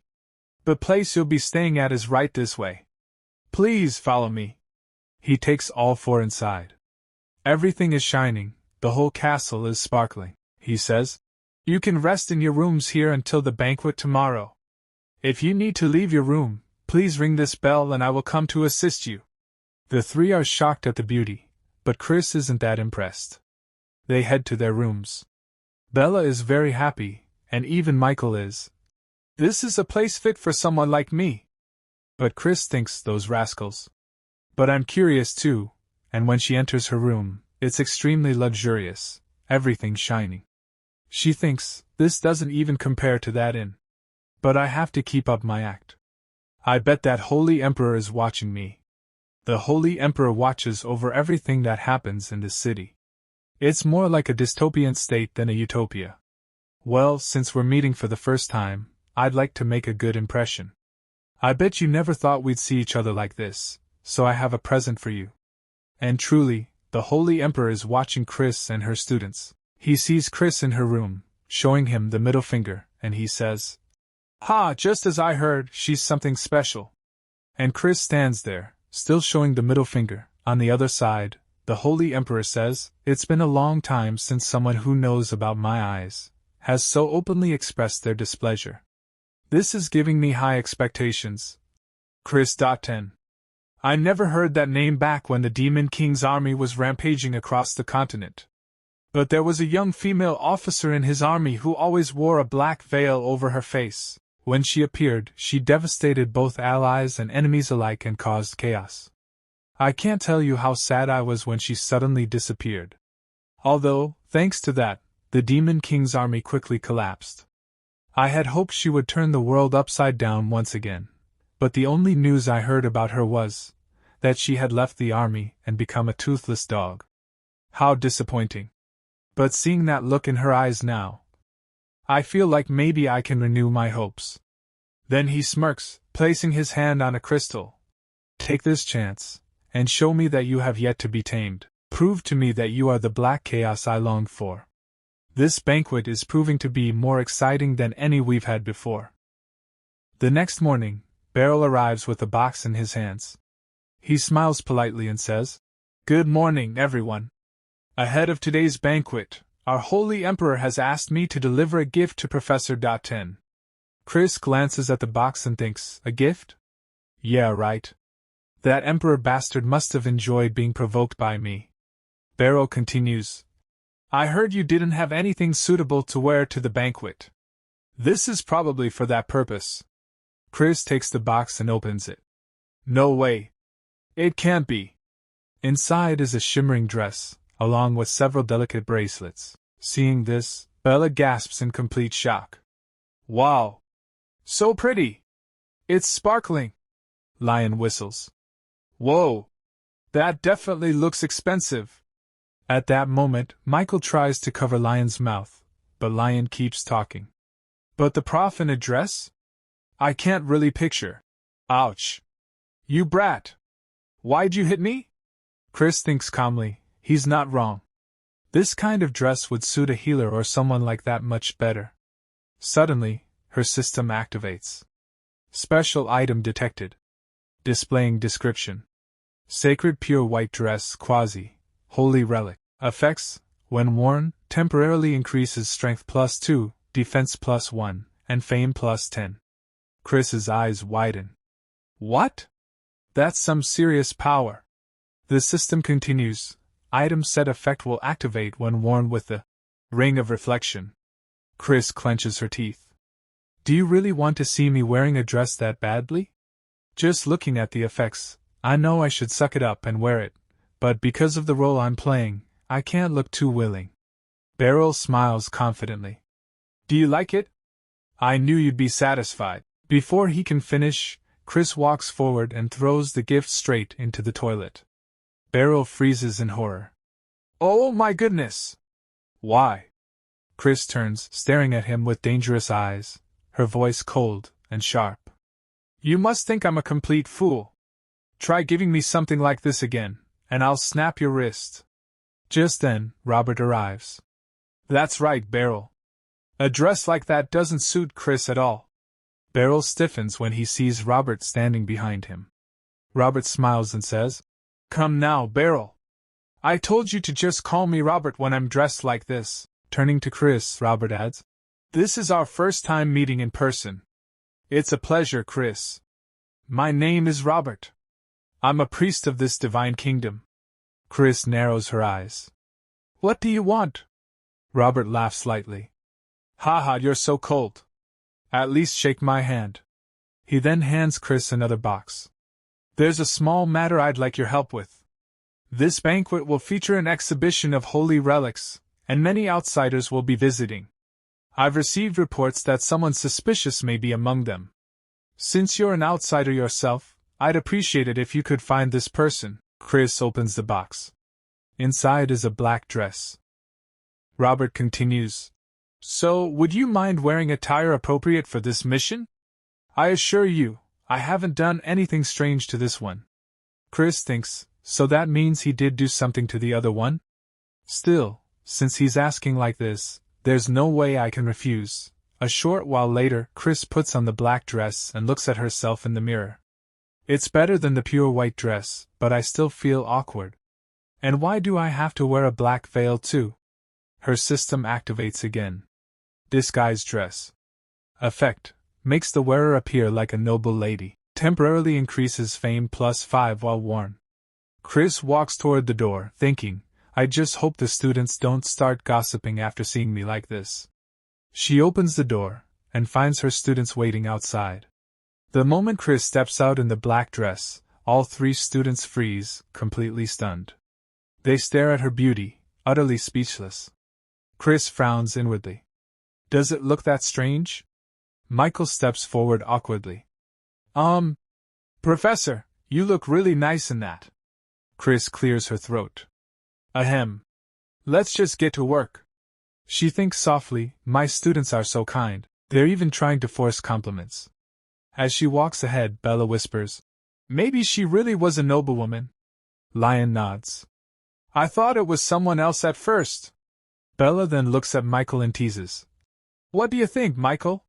Do you want to ask her to dance? Michael goes quiet.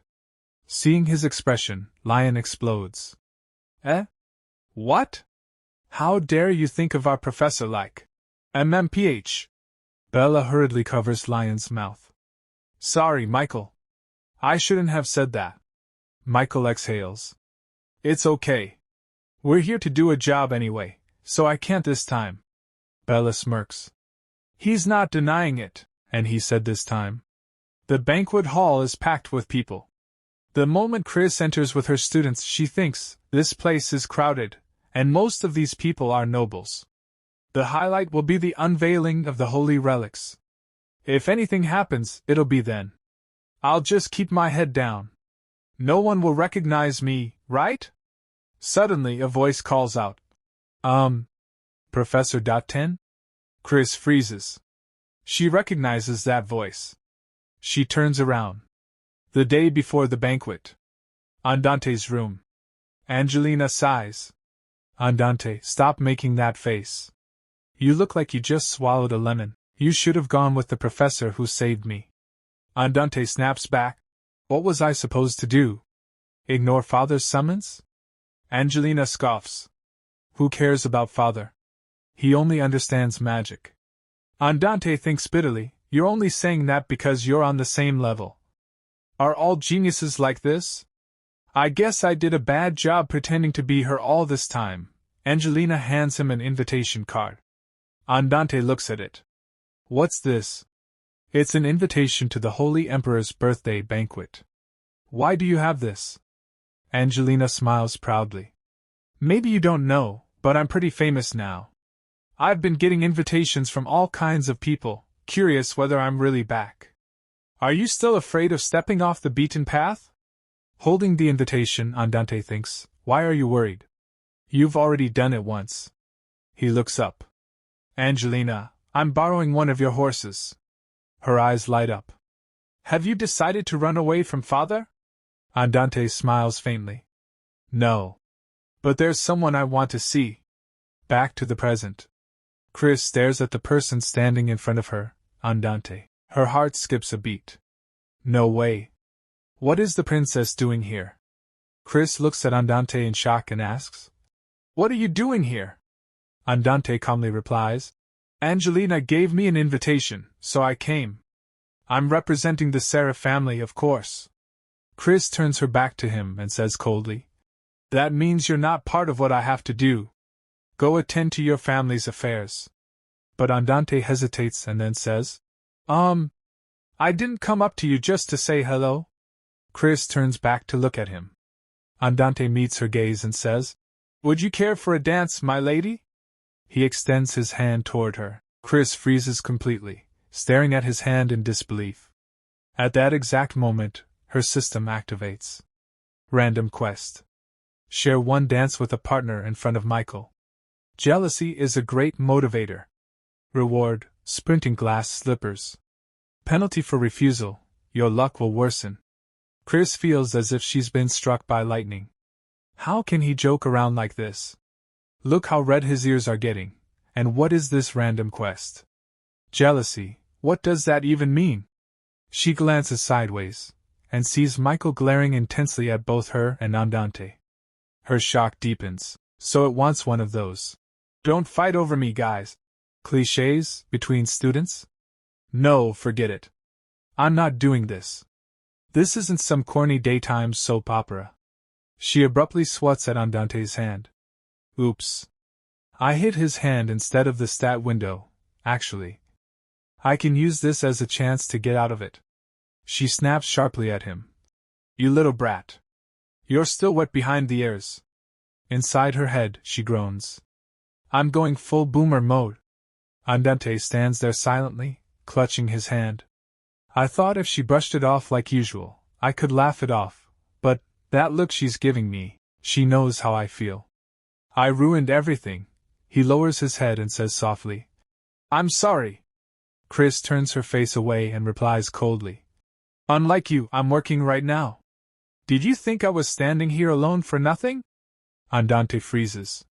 He looks around the banquet hall. So someone is monitoring the hall. Did she know from the beginning? If surveillance is needed, that means danger is lurking. There's no time to relax. You never know when something might happen. Chris adds, I told you earlier. We're here for different reasons. Andante realizes the truth. Did she react like that just so I wouldn't get involved? She did it for her mission. He smiles faintly. She rejected me, but I feel a bit better. He says sincerely. It doesn't matter to me. I want to help you if I can. Chris scoffs. You snotty little brat. Inside, she thinks, all right, everything with Andante is taken care of now.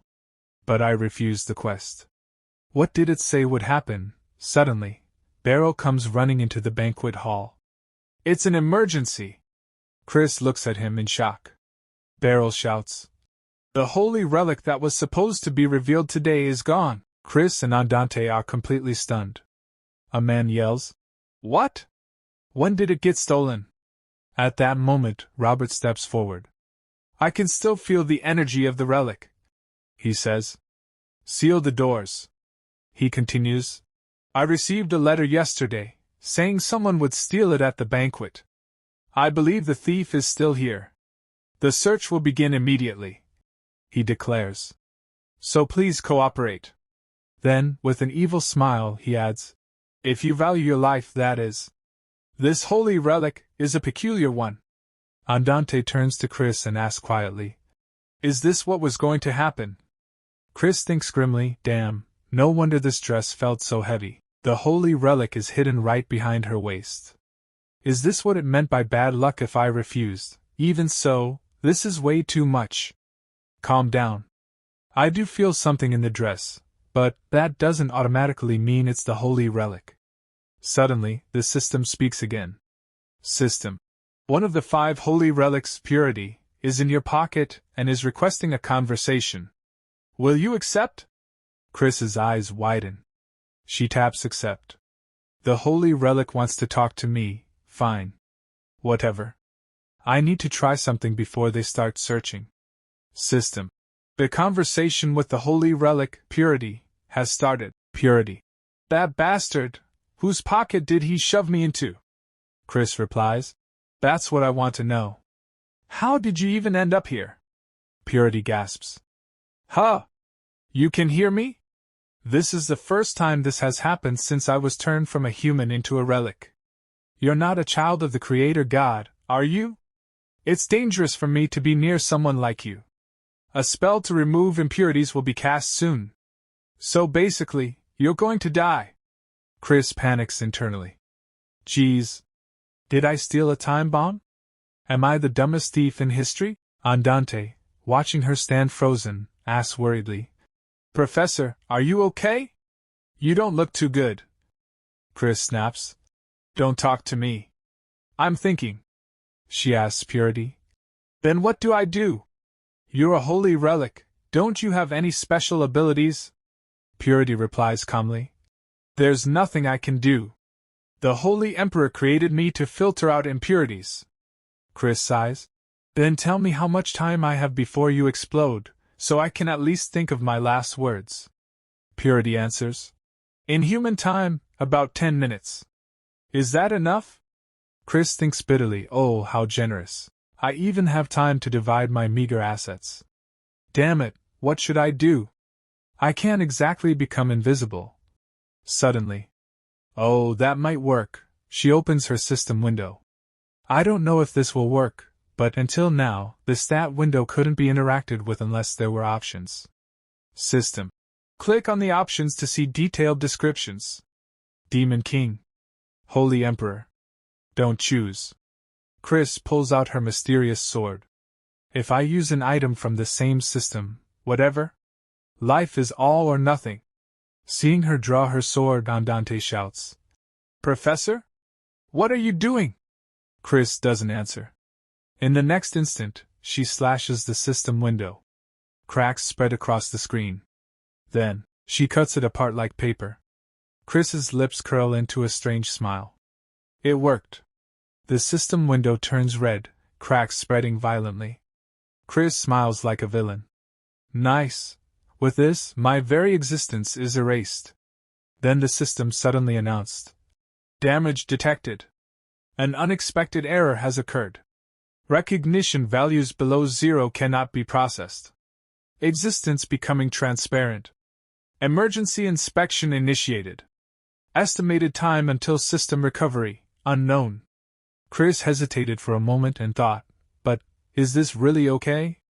Andante looked confused. Huh! Who was I talking to just now? Chris clenched her fist tightly.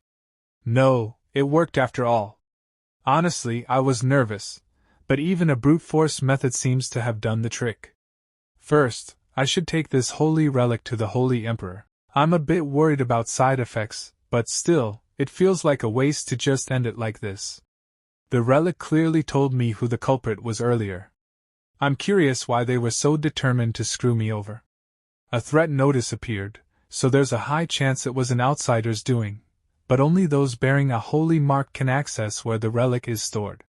That means it must have been with the cooperation of an insider, or the person themselves. No need to worry about someone with the same name then. It's that guy for sure. Alright, shall we return it? At that moment, the sound of something falling echoed through the hall. What? Who fell over? Beryl's eyes landed on the object in his arms. What the? Isn't this the holy relic? Why is it in Priest Beryl's arms? Before he could react, Robert stepped forward. Priest Beryl. What is the meaning of this? Beryl trembled. Why, Your Holiness! That is, it's just a misunderstanding. I clearly handed it to that guy earlier, huh? Who was it? Who did I give it to?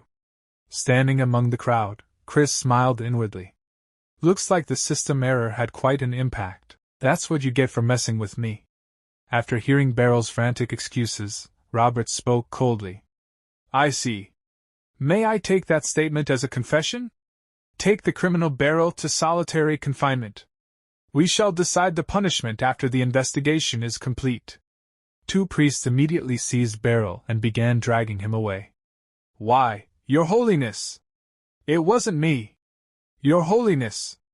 Robert then turned to the guests. I truly have no words for our honored visitors. We will end today's banquet here. We will prepare another gathering in the near future, so please do attend. Chris let out a relieved breath. One big hurdle cleared. The system chimed. Quest complete, Ring of Reflection acquired as a reward. System recovery in progress.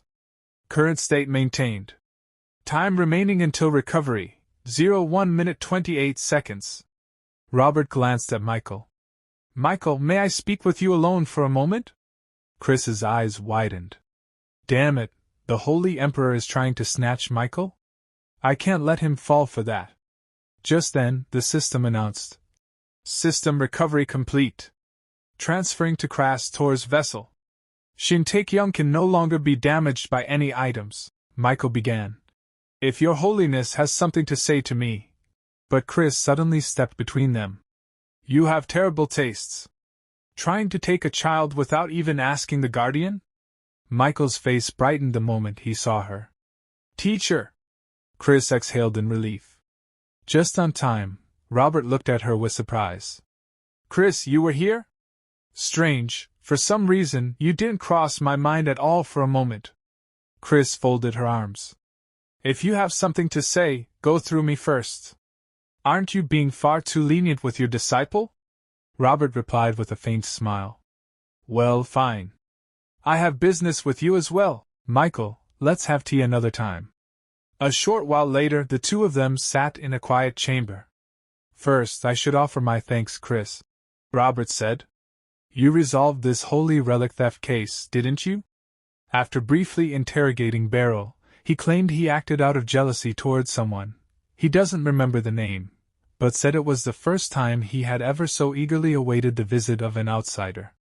I can't guess the method. You've always been rather unusual. Chris thought to herself, as expected of the Holy Emperor. He even knows about the real junk. She smiled lightly. If you're so grateful, why not express it with a reward? Huh! Weren't you supposed to receive that from Lily Bedala? Solving the theft case is a separate matter. Wasn't this incident caused by your negligence in management? Robert chuckled. That's not incorrect.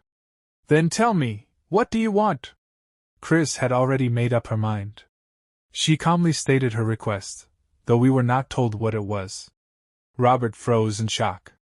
What? You want that? Then he burst into laughter. Honestly, this is driving me crazy. You really do defy my expectations every time. Fine. At the next banquet, I'll present something else. But without my touch, it'll be nothing more than decoration. Are you sure? Chris simply smiled. Of course. Later, as Chris left with her student, Robert watched them from above. Ha, that was almost too funny. I never imagined you'd ask for the relic itself. He recalled her exact words, hand over the relic that was stolen earlier. Robert murmured to himself. You're not someone driven by greed, yet you take it even if it's reduced to decoration. Or rather, that was probably the goal. For your disciples' sake. His gaze turned sharp. The holy relic's purity filters out impure beings like monsters or demon folk. I thought it would produce interesting results if used on a boy with the demon king's blood. But it's already been completely read, nothing to be done. Was revealing your disciples' true nature really that unacceptable? A mere relic wouldn't have hidden that bloodline forever anyway. He smiled faintly. Let's see if you can truly protect that precious disciple until the very end, and what you're willing to do for it. I look forward to it, until we meet again. Meanwhile, Chris scratched her ear while walking. Ugh, my ear suddenly itches like crazy. Is someone talking trash about me? The orb beside her spoke. Hey! You! Why did you bring me along? Without the Holy Emperor, I'm just a talking orb. Chris thought with relief. Good. We can still communicate properly. Just call me Chris, she said aloud. I needed a partner. Someone I could talk to honestly. I didn't have anyone like that. And more than anything, I need an intellectual knowledge about this world. Besides, Take already saw through your whole concept and identity anyway, so will you cooperate? You're a strange one, the orb replied. To bring me out for such a trivial reason. Hey, that was a sudden insult, Chris thought. Now that you're no longer a holy relic, I guess I should give you a new name. Do as you like. I've forgotten my name from my human days anyway. Chris smiled softly. Right, that's probably best. Looking forward to working with you from today on. Orb. The system notification appeared. Hidden character discovered. Gyuziol. Holy relic grade downgraded to rare grade. Own skills. Your excellent coworker. Passive disturbance function. Always together. Size adjustable. Orb barrage. Deals damage when hitting a target. Increase affinity to unlock more. The orb protested. Gyuziol, what a terrible naming sense. What did you say?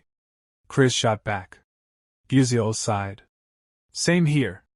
Nice to work with you, Chris. From ahead, Belle called out. Teacher! Hurry up! The carriage is here!